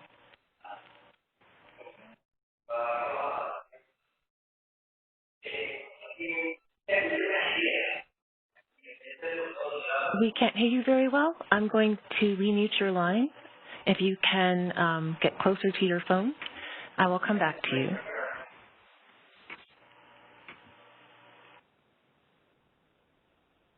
Hi, your line is open.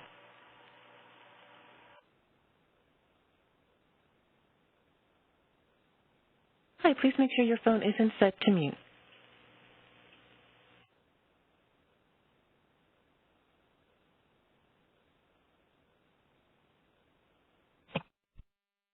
Hi, your line is open.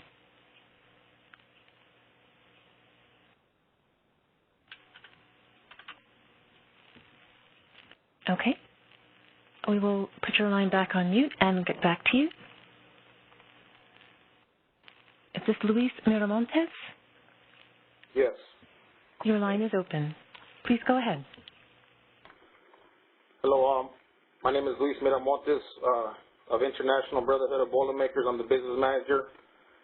I strongly oppose AB 354. Given the current situation that we have at hand with millions of Americans unemployed in California and worldwide, we definitely need these jobs in our economy right now. Given that said, this is how our members feed their families. You know, given the current situation with hard times, we do take all safety and health precautions, whether it's the union labor and the owners of these refineries, with our own members and all the surrounding areas here in Southern California. But we strongly oppose this. That being said, I want to appreciate everybody for your time. Thank you.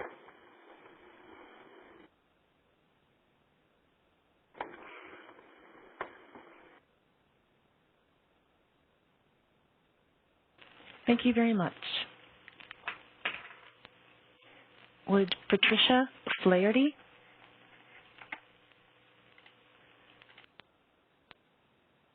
and Christian Guzman please press #2 on your phone?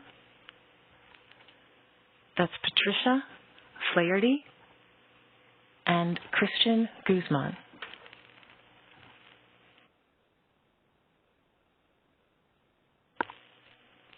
Hi, your line is open.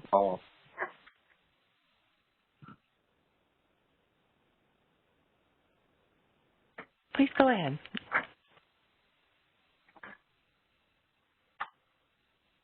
Is this for Patricia or Christian? This is for Christian. Oh, okay.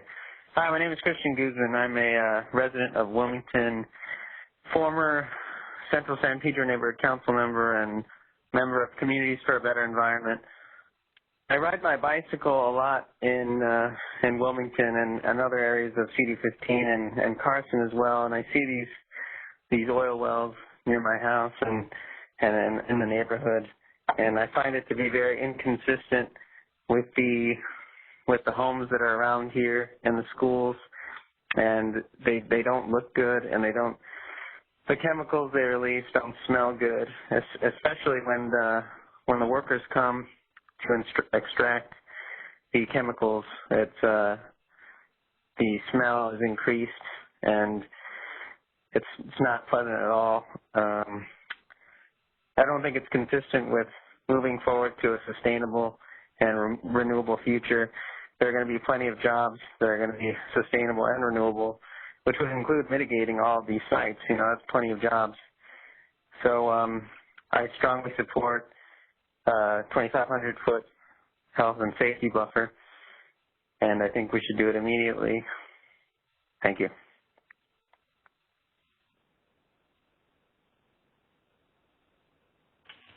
Thank you very much.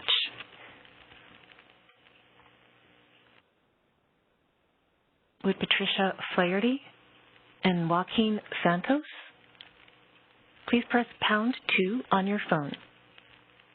Ms. Patricia Flaherty and Joaquin Santos. Hi, your line is open. Good morning. My name is Joaquin Santos, and I'm president of Laborers Local Union number 1309. I'm calling as a stakeholder. We represent hundreds of working men and women in the oil and gas industry.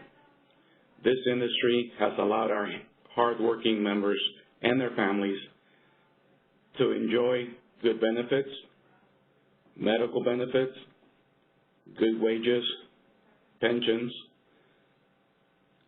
Our members depend on the oil and gas industry for jobs, to pay their rent, mortgages, pay their bills, make their car payments, send their kids to college. Through the rulemaking process, our members' jobs now and in the future must be weighed in and be reassured that those jobs will continue without having a negative impact on their livelihoods for this industry as a result of this rulemaking process. Thank you.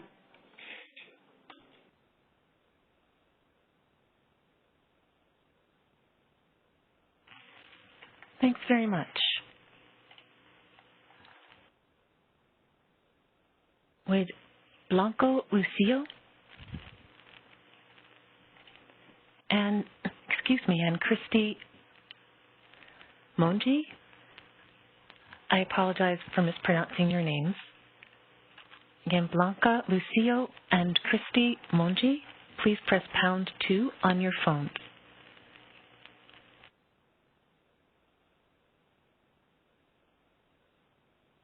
Hi, your line is open. Hi, my name is Christy Monji, and I have worked in the oil and gas industry for over 8 years at CRC. I am just one of thousands of essential oil and natural gas workers who live in the very community where we work.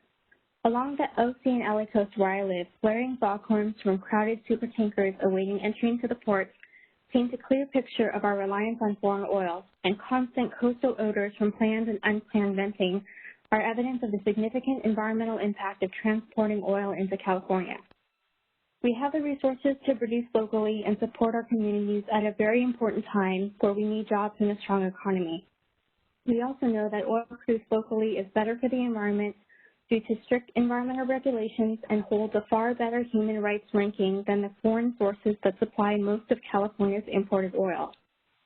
There's a lot of misinformation about my industry, and many people are not aware of the complex rules and regulations administered by over 25 agencies to ensure safety and environmental protection. Even above regulatory requirements, facilities like mine implement proactive engineering and safety management best practices designed and maintained with our communities in mind. I know that CalGEM knows this already, but from what I've heard in previous meetings, the public may not. It is very concerning that activists are strongly pushing messaging that is not supported by facts or science relevant to California and are trying to move their own agenda forward through creating a fearful community experience. Expanding setbacks will not improve community health, and if implemented, will have a reciprocal effect, which will result in no-build zones impacting affordability and worsening the housing crisis. Regulations without any measurable benefit unnecessarily impose additional costs on jobs and livelihoods just like mine. I ask that CalGEM ensure its rulemaking is informed by relevant technical data and scientific studies, and consideration is given to the impacts of the policies surrounding energy supply and affordability, which absolutely affects public health. Thank you.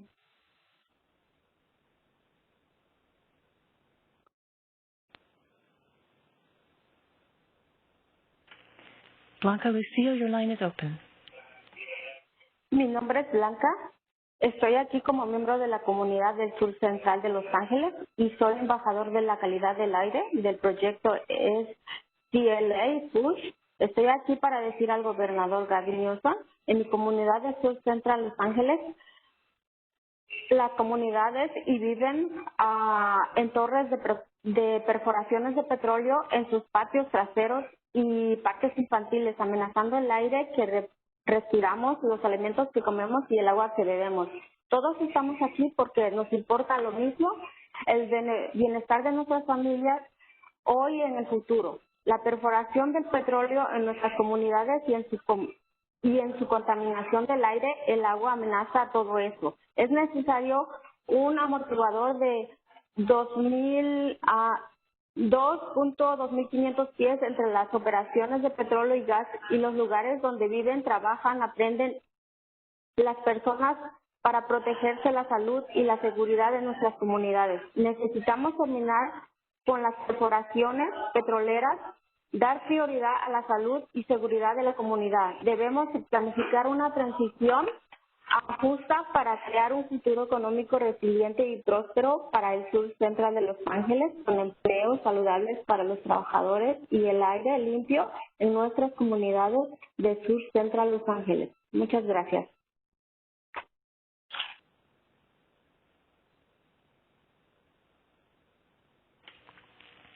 Thank you. Once again, if you did not register in advance for today's meeting, please press #2 on your phone. We will take four comments from people who did not pre-register.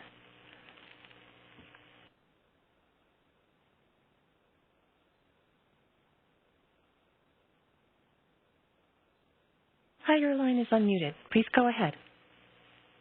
Hello, this is Brian Buchanan. I grew up in the LA Basin and went to university at Long Beach State, and I realized that many of the oil wells in the LA Basin are very old, 1910 vintage type wells. When we talk about implementing 2,500-foot shutdowns, are we going to tear down the homes and shut down the roads that were drilled after those wells were built? It's a very simple question. If you know there's a freeway and you buy a house next to it, don't be surprised if there's noise. If you don't like living next to an oil well, why did you buy next to it? Thank you for your time.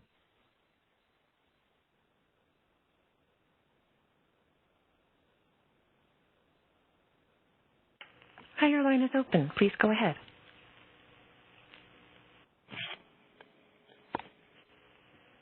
Hello? Yes, please go ahead. My name is Dr. Irv Beeman. I'm a retired psychologist in Santa Ynez Valley, as well as a management consultant on 2 continents. Spent 20 years in China and observed the incredible economic growth and rising wages, but also the lack of attention to pollution in that environment. And people were dying of cancer there, and people were living to their 80s and 90s when we arrived in 93. When we left in 2013, our staff's parents were dying in their 50s and 60s of cancer. So the scientific determination of the causes of cancer is a very difficult proposition. And I'm looking at your mission to balance today's needs with tomorrow's challenges and fostering intelligent, sustainable, and efficient use of California's energy, land, and mineral resources. Yet your vision is a safe, sustainable environment for all Californians. The challenge here is obviously jobs versus safety, and that's a very difficult challenge. The one thing I would ask you to do is consider that drilling through potable aquifers is an enormously dangerous proposition in a seismically active state. So when you're considering your vision, safe is of paramount concern. Of course jobs are important, but safety is important as well, paramount. If you think about that and you reflect on that and what your mission is and your vision, you'll come to the right decision. Thank you.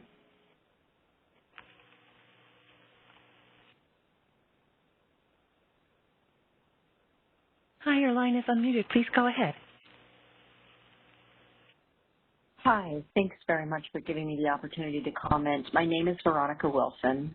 I'm the granddaughter of an oil worker who worked in Long Beach, and I'm now a resident of Los Angeles.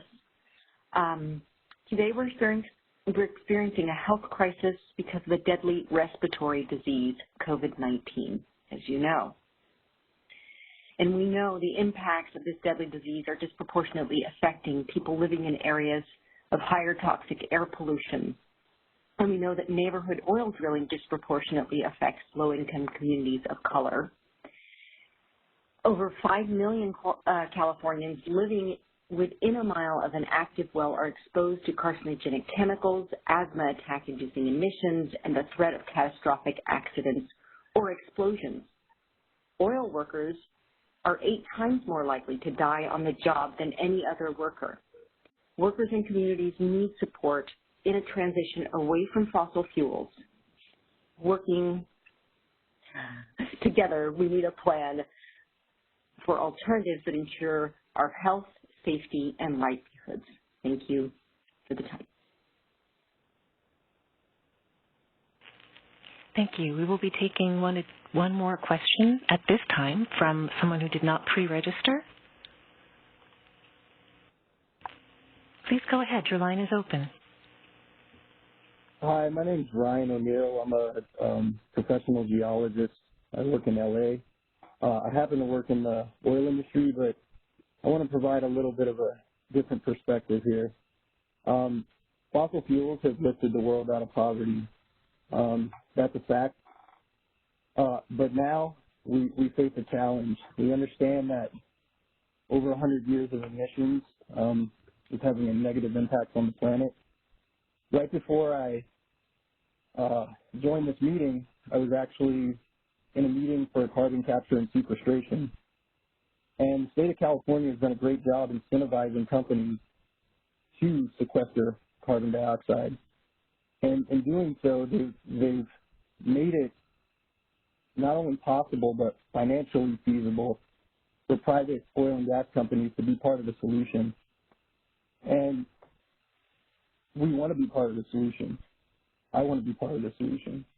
With a 2,500-foot setback, I could potentially lose my job, and you'd no longer have a private company paying for a subsurface expert to be part of the solution. So we want to be part of the solution together. We want to work together. We want to make decisions based on sound science, logic, reason. We want the same things, but it's important moving forward that we work together and not sit on one side or the other, but are all part of the solution. Thank you.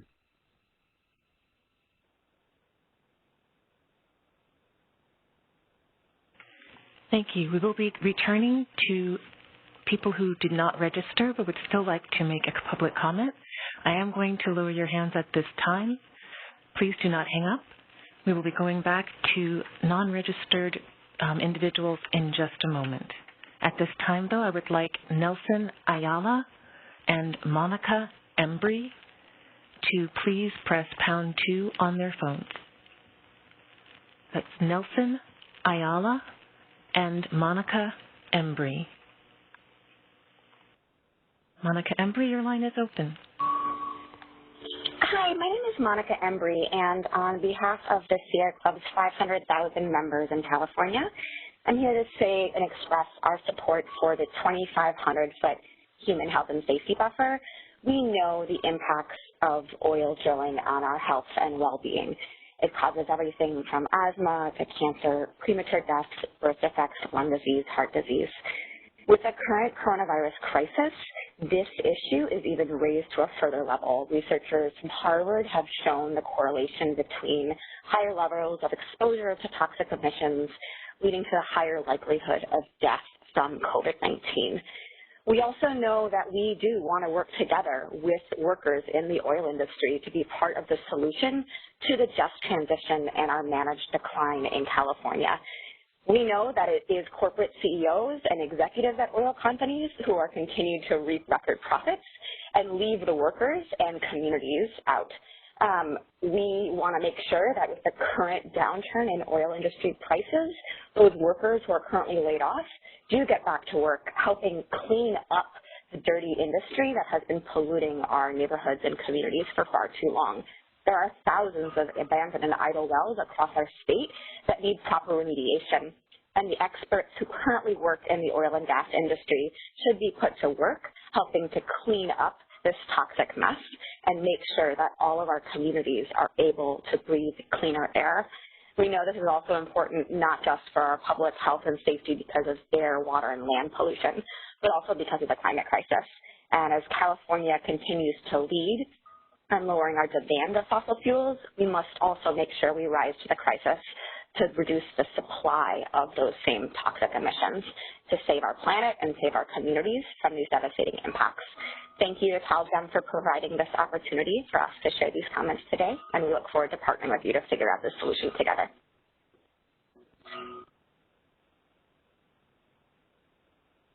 Thank you. Would Nelson Ayala, John DeWitt, and Tommy Fave please press #2 on your phones? That's Nelson Ayala, John DeWitt, and Tommy Fave.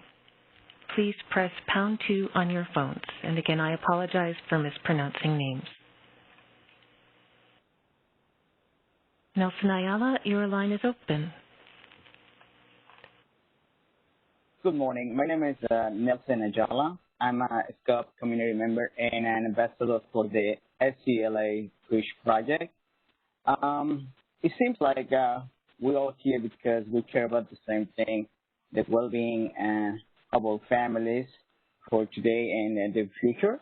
The community of South Los Angeles are living with oil derricks in the backyards and near their schools and playgrounds, threatening the air we breathe, the food we eat, and the water we drink.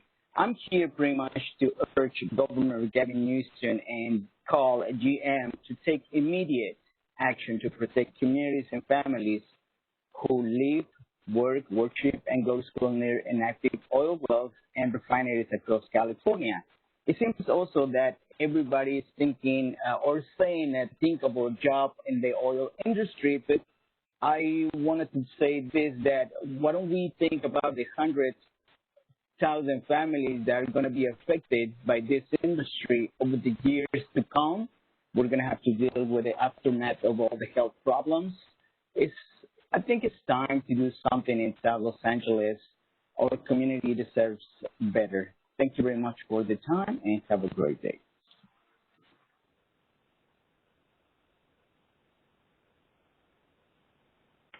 Tommy Fave, your line is open. Good morning, Supervisor Insect and CalGEM staff. My name is Tommy Fave. I represent IBEW Local 11. We have 11,000 members in the LA County area, and we also represent 400-plus electrical contractors in LA County. We represent a lot of our members that actually work in the oil and gas industry. This is nothing new to us when it comes to performing work out in the field, in these type of fields. We go above and beyond when it comes to safety protocol. We urge the CalGEM staff to keep organized labor at the rulemaking process, and we also support 0-foot setback. Thank you.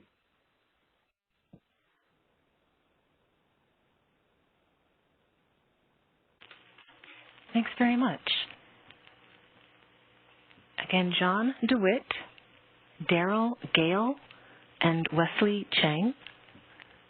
Please press #2 on your phone. That's John DeWitt, Daryl Gale, and Wesley Chang.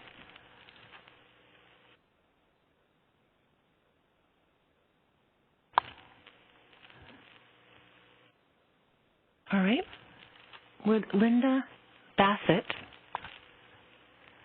Hugo Garcia, please press #2 on your phone. Again, that's Linda Bassett and Hugo Garcia.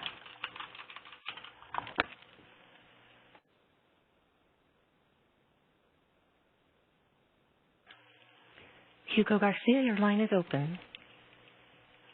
Good morning. Can you hear me there? Yes. Okay. Good morning. Hugo Garcia. I'm a resident of El Sereno community in East Los Angeles. I'm a campaign coordinator for environmental justice for Esperanza Community Housing in South Central Los Angeles and the People Not Pozos campaign, or People Not Oil Wells campaign. I'm speaking today because I'm concerned about the effects of neighborhood oil drilling operations and environmental justice.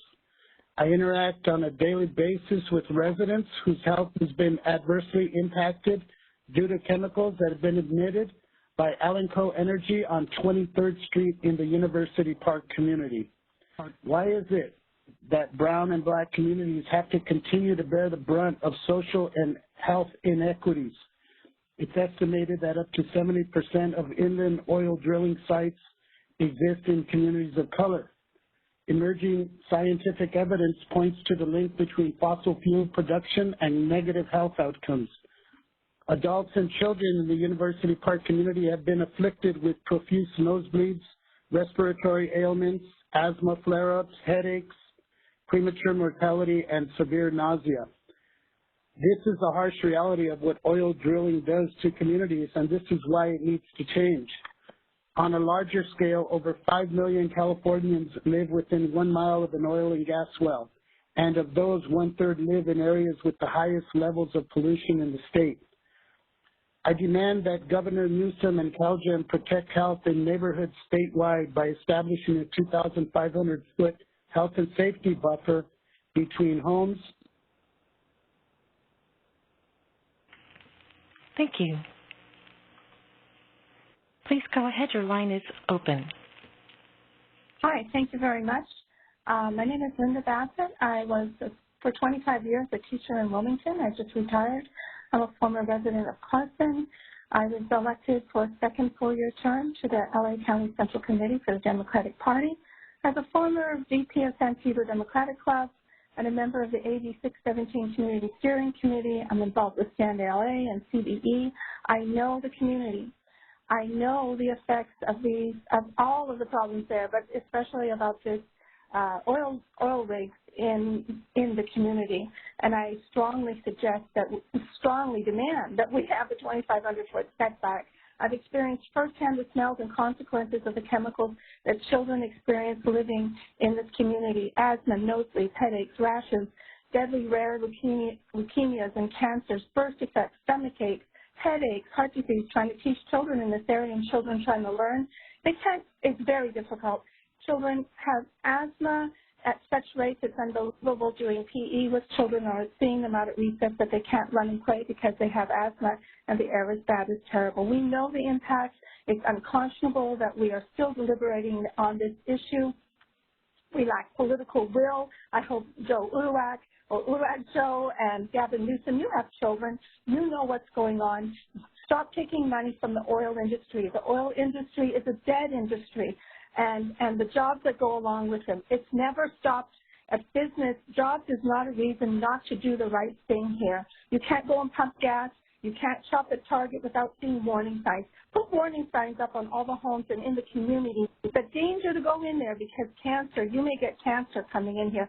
See what that does. And losing jobs hasn't stopped businesses from taking jobs out of our country. It shouldn't be a reason to not do the right thing and protect Americans.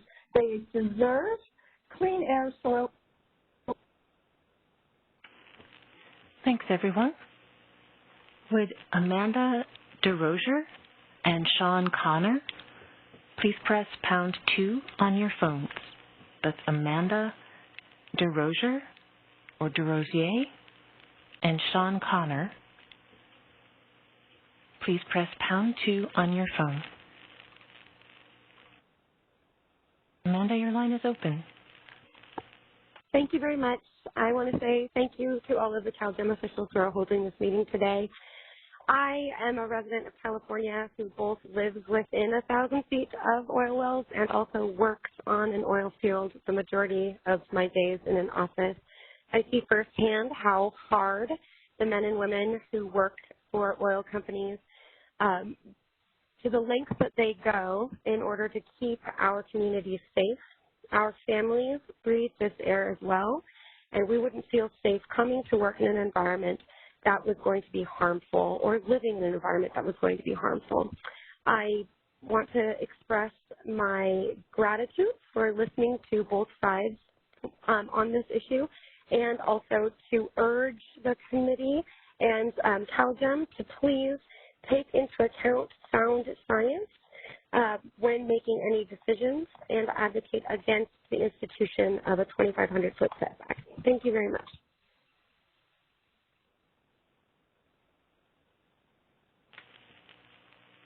Thank you. Would Sean Connor and Graham Hamilton please press #2 on your phones? That's Sean Connor and Graham Hamilton. Please press #2 on your phones.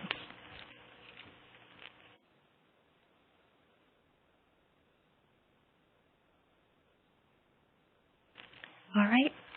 Do we have Jennifer Blue and Sherry Lear on the line? Please press #2 on your phone.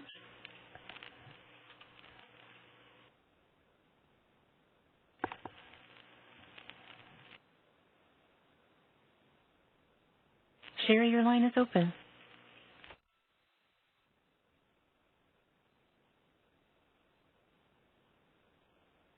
Please make sure your phone isn't set to mute.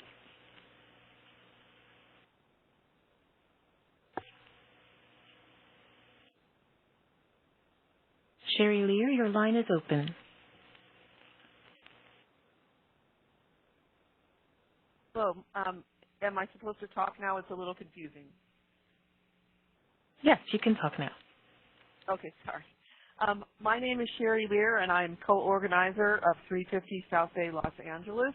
We're an all-volunteer organization working to help stop climate change and have a just transition to clean energy. I'm also a resident of Los Angeles and a business owner in Torrance. Both areas are full of active oil wells.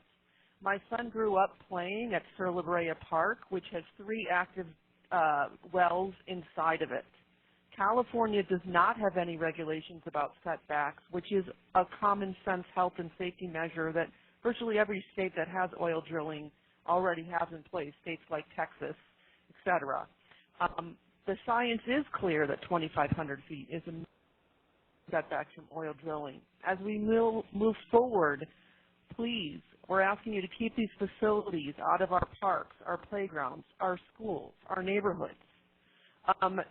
In implementing such a rule isn't going to cost anyone any existing jobs, but it will protect the most vulnerable of our communities. We're all here because we care about the same thing. We care about our families, our children. We want to breathe clean air. Prioritizing community health and safety with these actions is also an opportunity to plan a just transition, to create a resilient, thriving economic future for California with healthy, family-supporting jobs for workers and clean air. I'm very glad that Governor Newsom has stepped up and asked CalGEM to consider these regulations. They are long overdue. I've personally seen the effects of oil drilling and oil refining in my community and on my family. Thank you very much for your time.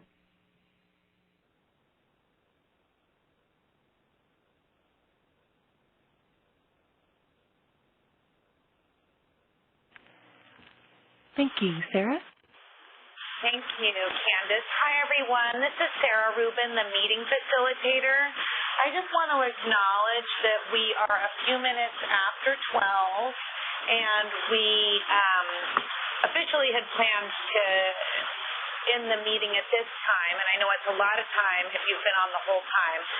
So I just want to re-plug that there are lots of ways to comment. If you have to go and you can't stay with us, we have an email, we have a Survey Monkey, we have an anonymous instant polling happening tomorrow from 7 a.m. to 9 p.m., and you can mail in your comments.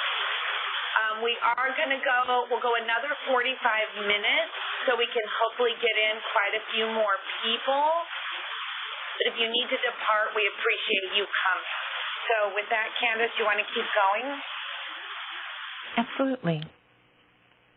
Jennifer Blue, your line is open. Hi, my name is Jennifer Blue, and I live in South Los Angeles. My husband and I sent our 3 children to the preschool at Mount St. Mary's University Doheny campus, which at the time we had no idea was adjacent to the Allen Codrell site. We had no idea why all of a sudden at age 3, each of our children started to have regular nosebleeds. We didn't find out until after they had finished with the preschool about the Allen Code site, and that in the years when the site had increased their operations without permitting were the same years that our middle son attended the preschool. He developed asthma and has to use his inhaler now daily. We live less than a mile from the Murphy-Drill site, which is 0.4 miles from my son's school, Mid-City Prescott. He tells me that 10 of his classmates all have asthma. Why is it that our children have to be exposed to all these toxic chemicals when they are at school? Not only is the Murphy-Drill site close to my son's school, there are 2 large senior living facilities across the street. My mother and father-in-law are residents there, and I was shocked and alarmed to learn that there are 2 major leaks at the Murphy site, each capable of causing a catastrophic explosion. Why is it that our seniors have to be at risk of a catastrophic explosion? Our home is a half mile from the Jefferson Drill site, which is connected to the Murphy Drill site. Even though the city has ordered the Jefferson site to stop operations, they have continued. When I first learned about what was happening at the Jefferson Drill site, I learned about the endocrine disruptors being used there. And it dawned on me that I had suffered 2 miscarriages. And between 6 friends, we had suffered 11. Is the Jefferson Drill site the reason all of us lost our children? I'm in full support of the 2,500-foot buffer needed to protect our community. Thank you.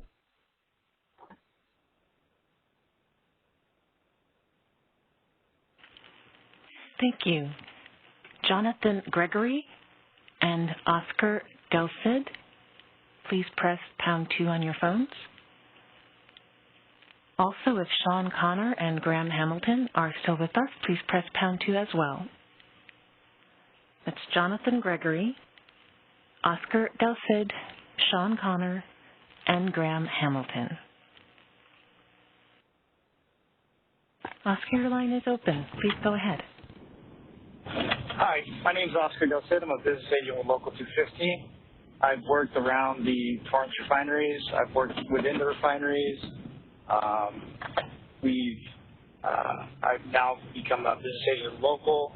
We have thousands of members that work within those refineries. We have safety regulations, safety training. We pride ourselves in being a skilled and trained workforce. We're constantly maintaining safe work practices. Our members are getting livable wages, able to afford housing, able to pay for their family's expenses, and during these times, that's a big deal for working families, is having workable jobs. Currently, right now, there is no renewable energy that will replace fuel entirely. We still have to have air travel. There's still other modes of transportation out there that require the fuel. We are in an economy that losing jobs right now could be detrimental to the future of these families if we just transition to different fields that don't have the same livable wages that we already have with the piping and the pipe trades. I am just speaking my opinion based off of our members. and supporting them, and I'm not in support of the 2,500 feet setback. That is it.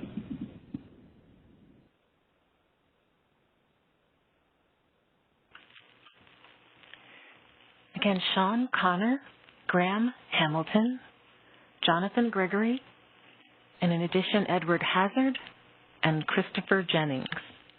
If any of you are on the line still, please press #2 on your phones.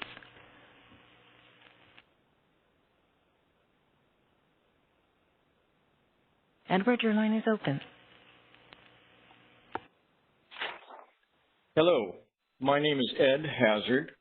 I'm a fifth-generation Californian.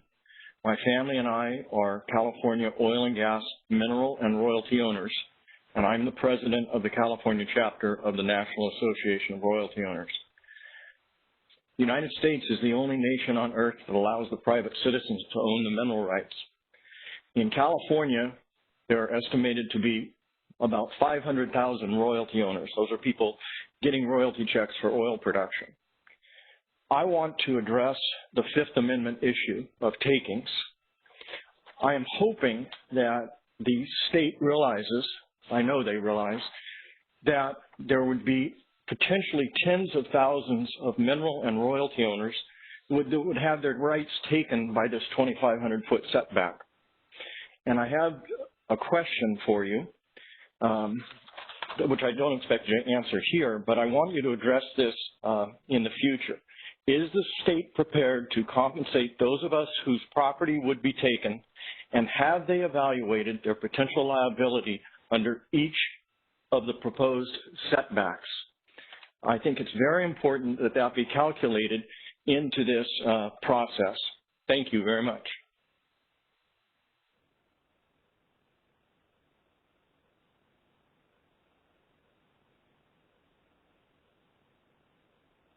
Hi, your line is open. Please go ahead.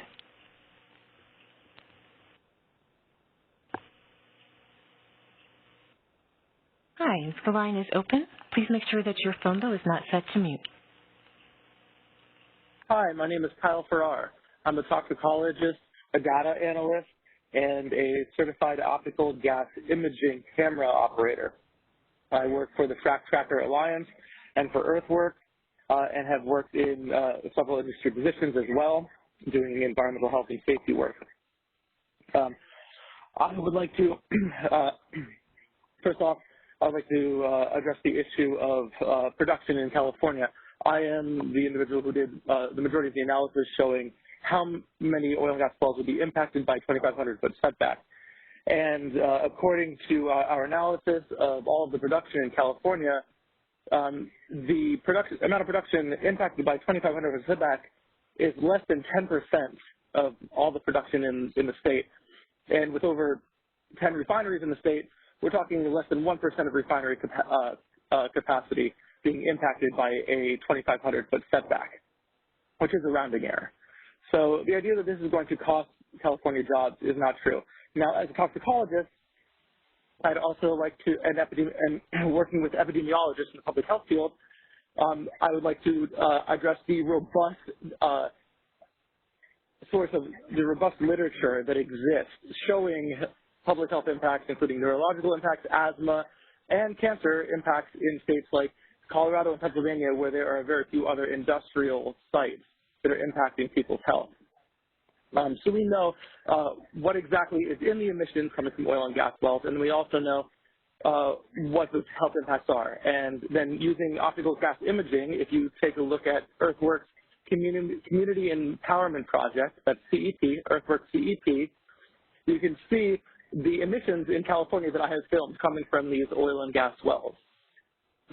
Our work is responsible for the violations that occurred the violations that were issued at the Murphy drilling site in LA, as well as the Jefferson drilling site, showing the emissions. Thanks to everyone. Jonas Wynn, your line is open. Hi, my name is Jonas Nguyen, and I am here on behalf of National Nonprofit for Environmental Health, or CEH. I am also here as a California native where my home for 20-plus years in the greater Los Angeles area. I stand in solidarity with affected communities in Los Angeles, California, and urge CalGEM and Governor Newsom to phase out oil production in exposed communities and create policy mandating a 2,500-foot health and safety buffer zone between oil production and homes, schools, and other highly populated sites. As an MPH candidate and fieldwork intern at CEH, I am fortunate to be able to learn what impacts oil drilling has upon society, causing adverse respiratory, mental, and overall health effects. However, many Angelenos do not have access to this type of information that would trigger more widespread public concern over active drilling within minutes from their homes, work, or school. Myself included was only aware of the mecca of urban drilling after taking an environmental justice course at USF, and was left appalled by the lack of concern by corporations and municipalities who fund active drilling. In my hometown of Alhambra, there are 8 oil wells identified through the Public Works website that left me in shock. 3 of them are triangulated around an extremely frequented and densely populated park, where many in my neighborhood would go to work out, jog, and play sports. The exposure to the hazardous air pollutants that are the byproducts of drilling, such as methane and VTEX chemicals, put many at risk for developing respiratory conditions or escalating pre-existing conditions. Though many residents view this park as a way to get some fresh air, it is ironic how the fresh air is just as toxic as air as you would find in close proximity to freeways. I hope all the testimonies you hear today turns the tide in favor for environmental justice and public health to sustain our future in this planet where we can promote healthier ways of living while maintaining progress by transitioning oil-producing jobs toward progressive green initiatives and policies. Thank you.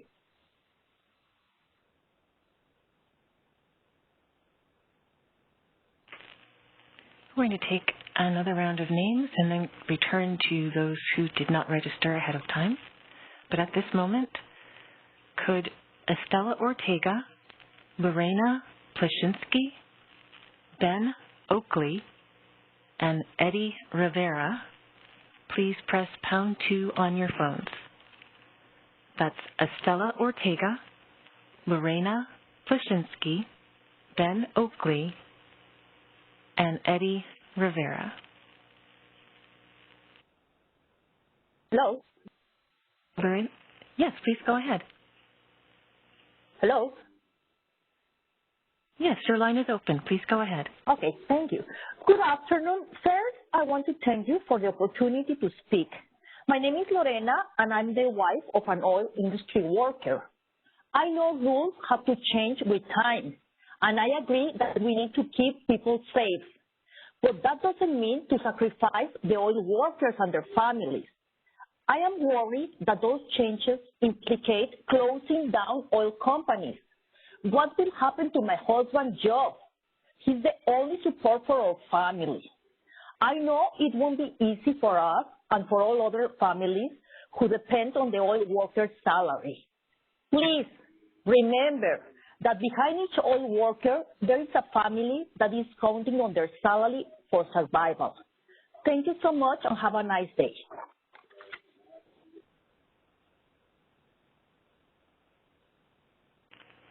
Ben Oakley, your line is open.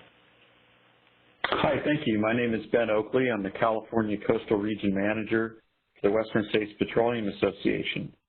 I've worked as an environmental health and safety manager in California oil industry for well over a decade. For most of my career, I've spent every working day right in the middle of California's oil fields to protect the environment and ensure that our employees and communities are safe. My life to this critical mission. So we appreciate that CalGEM has taken the time to listen to everyone who cares about the health of this community. And we can all agree that nothing is more important than the health and safety of the communities where the women and men of our industry work, live, and raise their families. Our industry works closely with state lawmakers and community leaders to support data-driven policies that protect our communities. AB 617, a bill our industry supported, is a perfect example of community and industry collaboration to advance the very important conversation around community air quality using the best available data and science. The bottom line is we care about the health and safety of this community because we live and work in this community. And we hope that through civil dialogue and collaboration, we can find ways to share our technical expertise to safeguard the health of our people and region.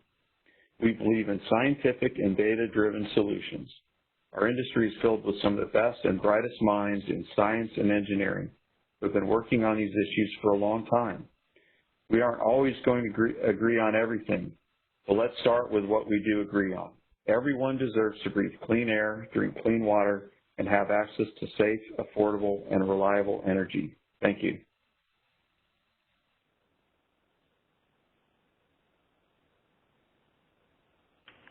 Eddie Rivera, your line is open.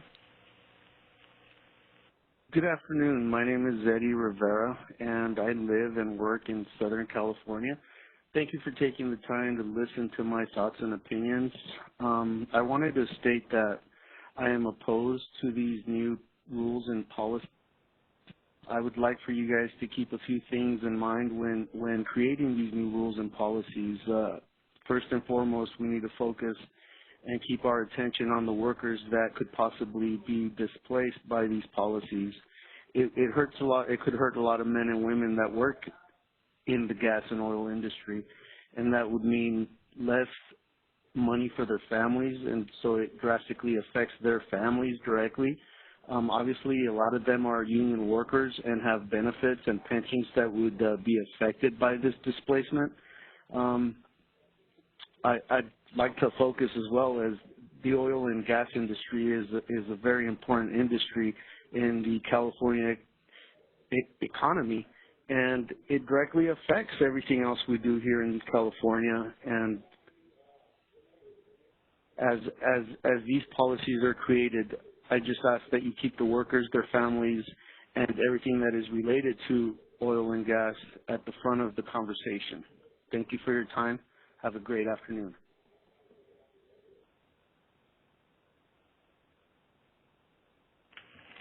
At this time, anyone who did not register in advance for today's meeting, please press pound 2 on your phone.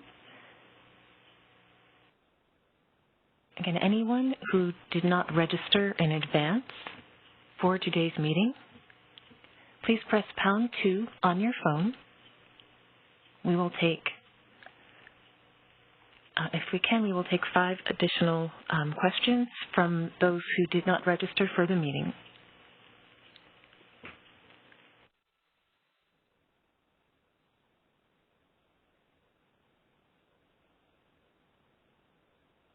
Hi, please go ahead. Your line is unmuted.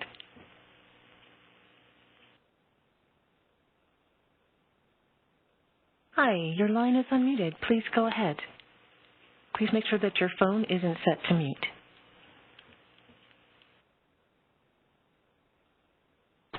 I'd like to speak in favor of the setback. Is my phone unmuted?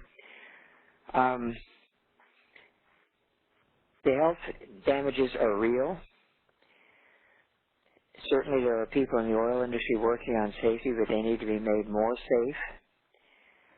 It's not a takings issue because the state does have the power to regulate, and any regulation is going to affect profits. If every regulation were a taking issue, there wouldn't be any regulation, and that's not right. So we need to have a setback to protect our people, to say nothing of the future of the planet. The oil industry has done irresponsible things, drilling through aquifers that could be purified.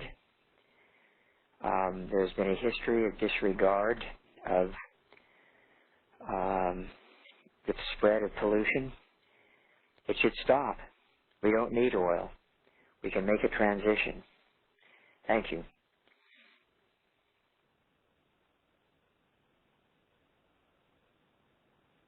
Hi, your line is open. Please go ahead.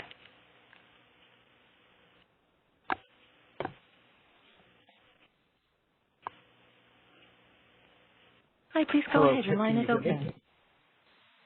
Yes. Hello, my name is Charles Davidson from the Sunflower Alliance.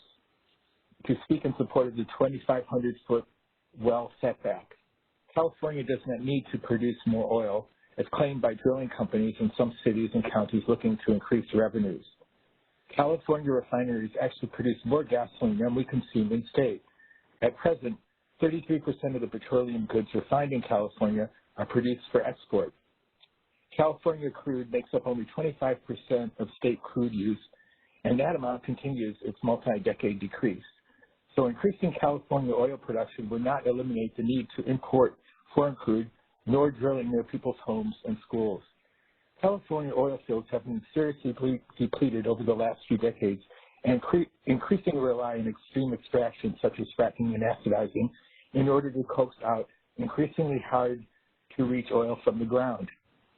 As proven by the pre-COVID-19 pandemic, the amount of pollution released and fuels inefficiently burned during the pre-COVID daily rush hours, with each vehicle getting only several miles per gallon, must be eliminated. And that would alone eliminate any corporate excuse for drilling anywhere near people's homes. The conservative well setback distance being asked for in the currently proposed legislation, AB 345, should be several times further for both ethical and extremely well-documented medical reasons. Benzene and ground-level ozone kill, and the impact of oil production in California are disproportionately experienced by communities which are financially and politically disadvantaged. Thank you very much.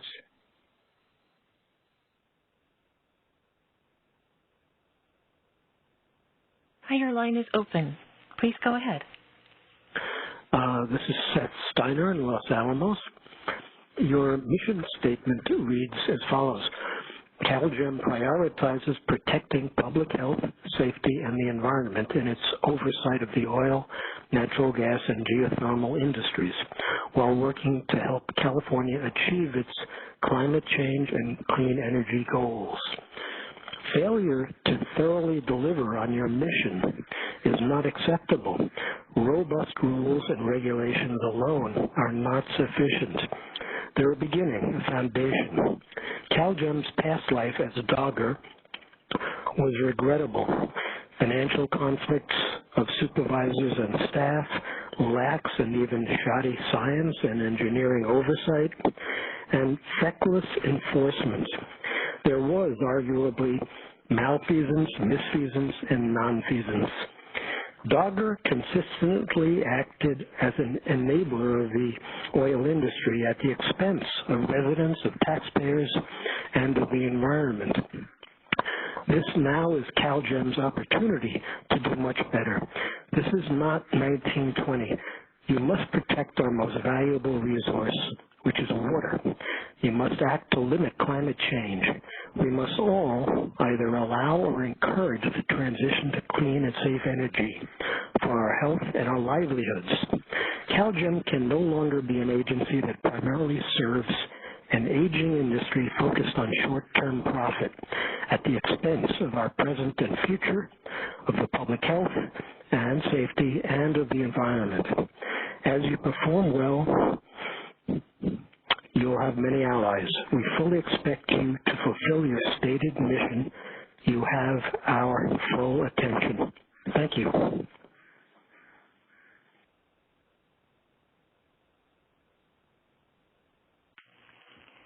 Hi, your line is open. Please go ahead. Hi, good morning. My name is Marianne, and I'm calling, I'm the mother of an oil industry worker, and I have a different point of view probably, but he supports his family. He has 3 children, a wife, and the employees and the family's income supports the community for all these employees who work in there. They pay expenses, they have a lot of things to do, so I would like them to pay attention about what are the impact that they're going to have, especially now when unemployment is really high. That would be really difficult for the people if they start getting layoffs or something like that. I would think that they would pay attention to all the complications. I know we need some changes, but the human consequences can be more than just the ones that we can see right there at the moment. So I really hope that they can take in consideration all these employees who work in there, because that would be a really bad impact on their economy and a lot of people's economy. Thank you.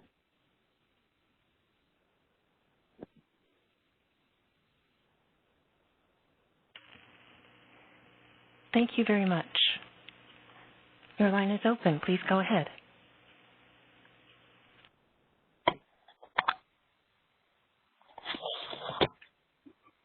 Who are you talking to? Your line is open.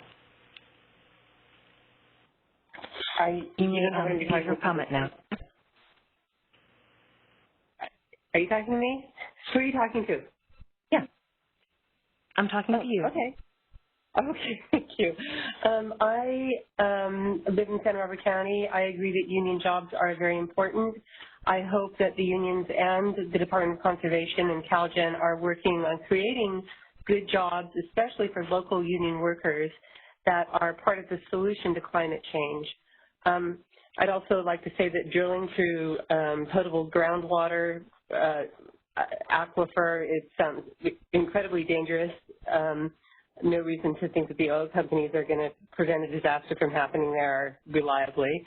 The testing of produced water in a public database I think is very important, as is monitoring methane emissions. And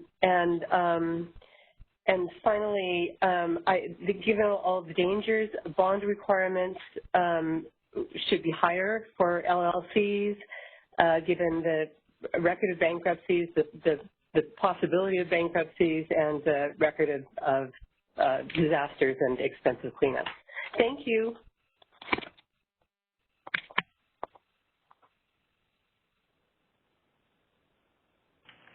All right, we're going to go back to some of the individuals who registered in advance. I'm going to clear your hands at the moment, but please don't hang up in case we do have an opportunity to come back to open questions again.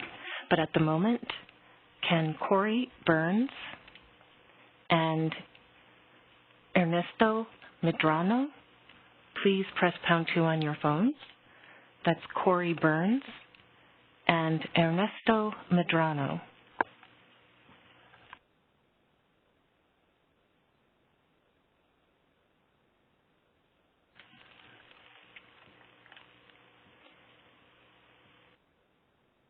All right, how about Amanda Jimenez and Michael Jones? Amanda Jimenez and Michael Jones, please press #2 on your phones.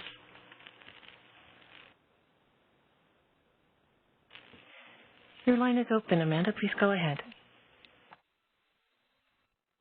Good morning. My name is Amanda Jimenez, and I'm part of the Department of Preventative Medicine at USC. Air surrounding oil and gas production areas is vulnerable to toxic emissions.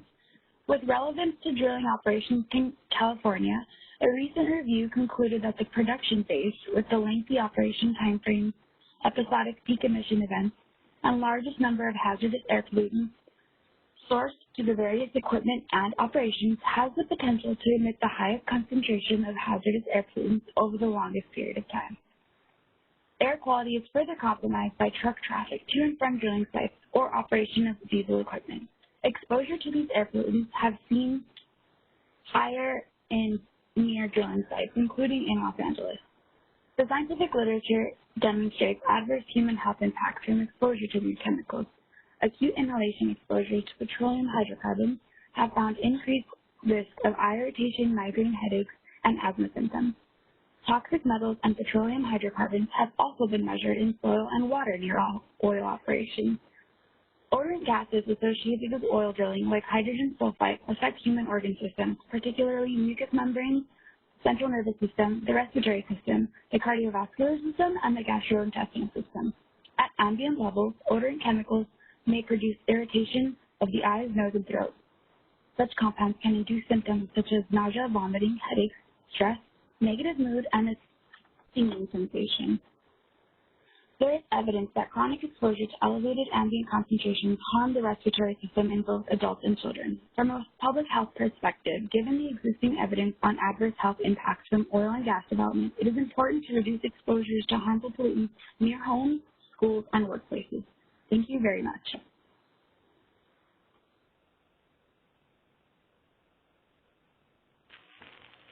Would Corey Burns Ernesto Medrano, Michael Jones, and Laura Rosenberger-Hyder. Please press pound 2 on your phone. Again, that's Corey Burns, Ernesto Medrano, Michael Jones, and Laura Rosenberger-Hyder.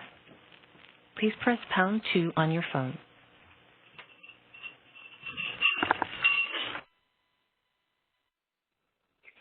Hi, your line is open. Please go ahead.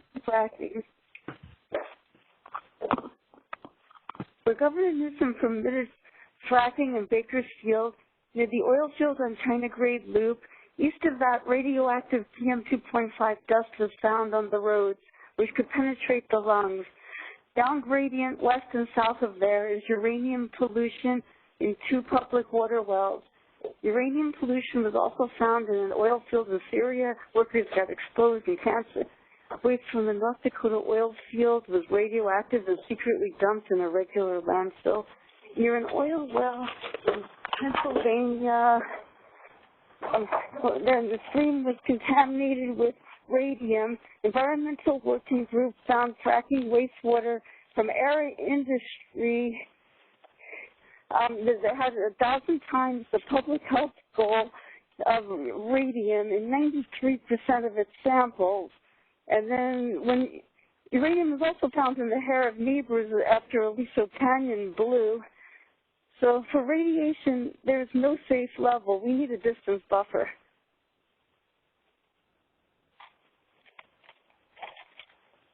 Thank you.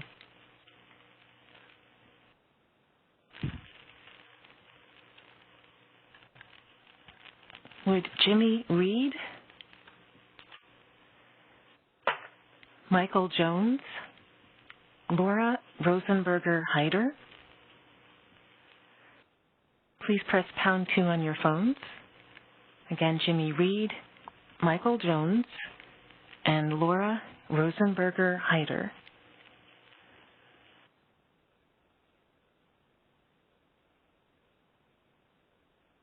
Hi, your line is open.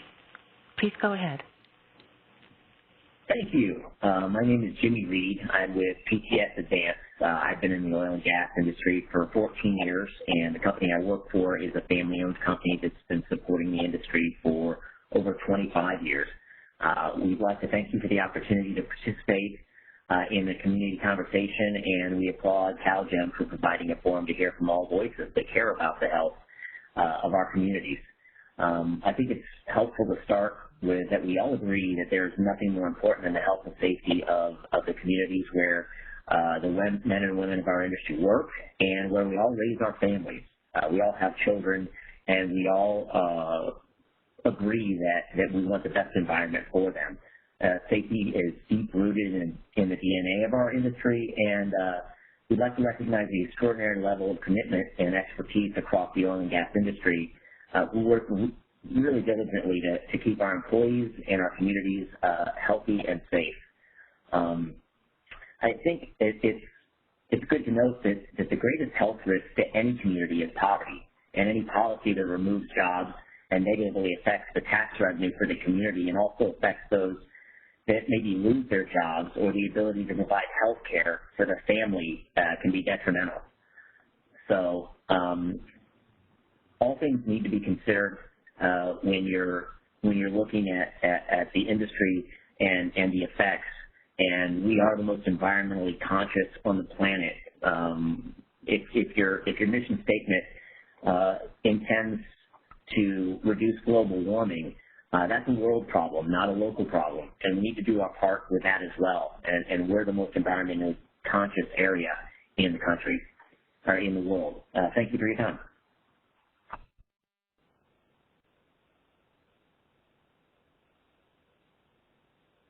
Michael, your line is open. Hi, my name is Michael Jones. I am a community member, and I've lived in South LA for the last 4 years, just a little bit over 1,000 feet from the Murphy drill site.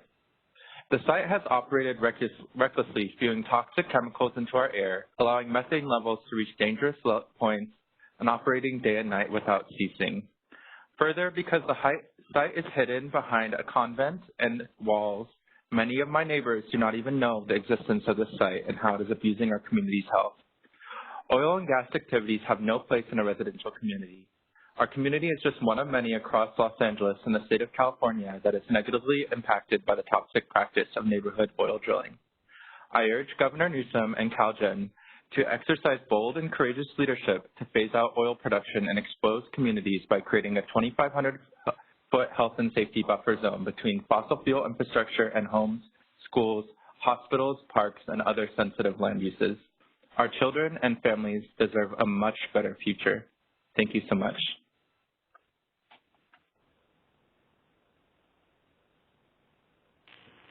Thank you.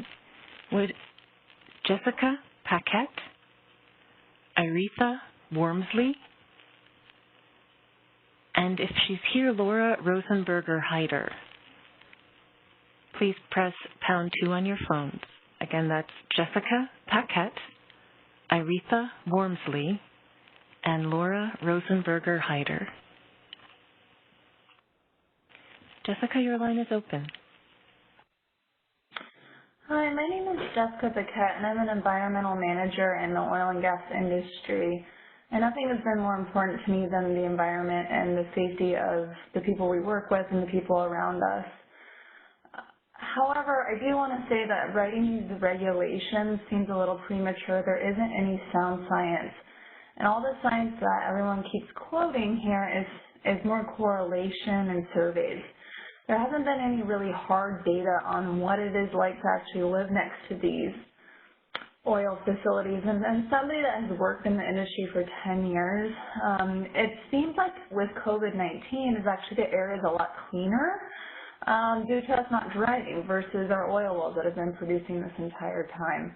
And as somebody also who has asthma, my asthma has been a lot better now due to the fact of the not people driving, and it's not because of the fact that we shut down any oil that I'm working around. I do have to say is that we all live in a very populated area, and by us trying to come up with the fact that anyone has any health problems is the fact of we all live by very big freeways. We live in a very overpopulated city, and the oil was here first. And so it's very difficult for us to be saying that by creating this 2,500-foot setback is going to actually do anything at all. So from there, we need to have some sound science. This needs to be done for us to actually move forward in any kind of rulemaking. By creating some kind of setback here by just shooting at the hip, we're going to deal with a lot of litigation from royalty owners, from oil companies, and those things. And this is kind of just trying to calm the public's fear. So this rulemaking tends to be kind of coming from a sense of fear versus moving from science. If we had some hard science, we would know that we are able to what actually is the public health things here. So as somebody who has been... Thank you very much. Laura, your line is open. Please go ahead. Where Governor Newsom permitted fracking in Bakersfield, in the oil field on China Grade Loop, east of that, radioactive PM2.5 dust was found on the roads, which could penetrate the lungs. IFCAS found this. Down gradient to the west and south, there's uranium pollution in 2 public water wells. And uranium pollution was also found in the oil field in Syria. Workers got exposed in cancer. Waste from the North Dakota oil field was radioactive and secretly dumped into a regular landfill. Near an oil well in Pennsylvania, a stream was contaminated with radium. In California, a farm was contaminated with radioactive isotopes and the soil replaced. Environmental working group found fracking wastewater from area industries contained on the average an amount of radium 1,000 times the public health goal in 93% of its samples. Radium was found in the hair of neighbors near Aliso Canyon after it blew. There's no safe level for radiation. We need a distance buffer. Thanks.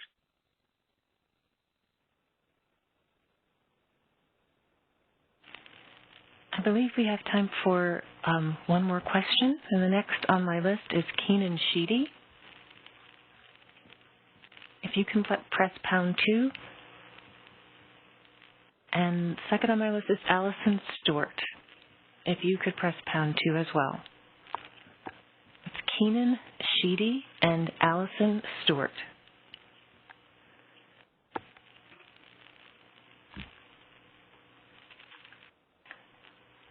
How about Gus Torres or Perry Hawkins?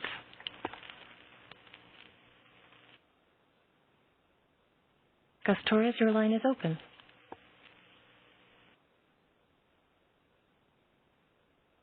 Please make sure your phone isn't set to mute. Yeah, good afternoon. My name is Gus Torres. Can you hear me? Hello? Yes. Yes, we can hear you. Okay.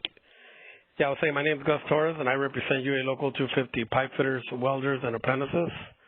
And our membership is 6,500 strong, and we're all in support of the oil and gas industry and to continue the good paying jobs that will help the economy and allow the workers to continue supporting their families.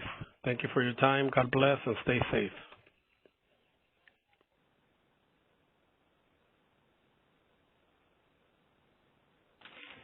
Thank you very much. I believe that's all the time we have for questions at this time, or comments, I should say.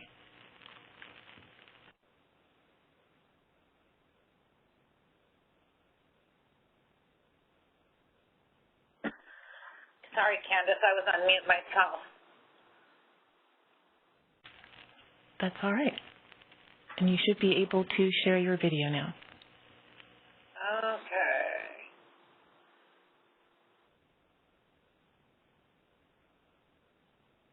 Here we are.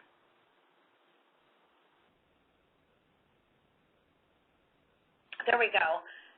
For those of you who are still with us, thank you so much for joining us today. We really appreciate your time. We know it's a lot of time on the phone, and it was so interesting and helpful to hear such a great range of comments. So we've got 2 more virtual town hall opportunities. One is on the 28th. That one will be entirely in Spanish.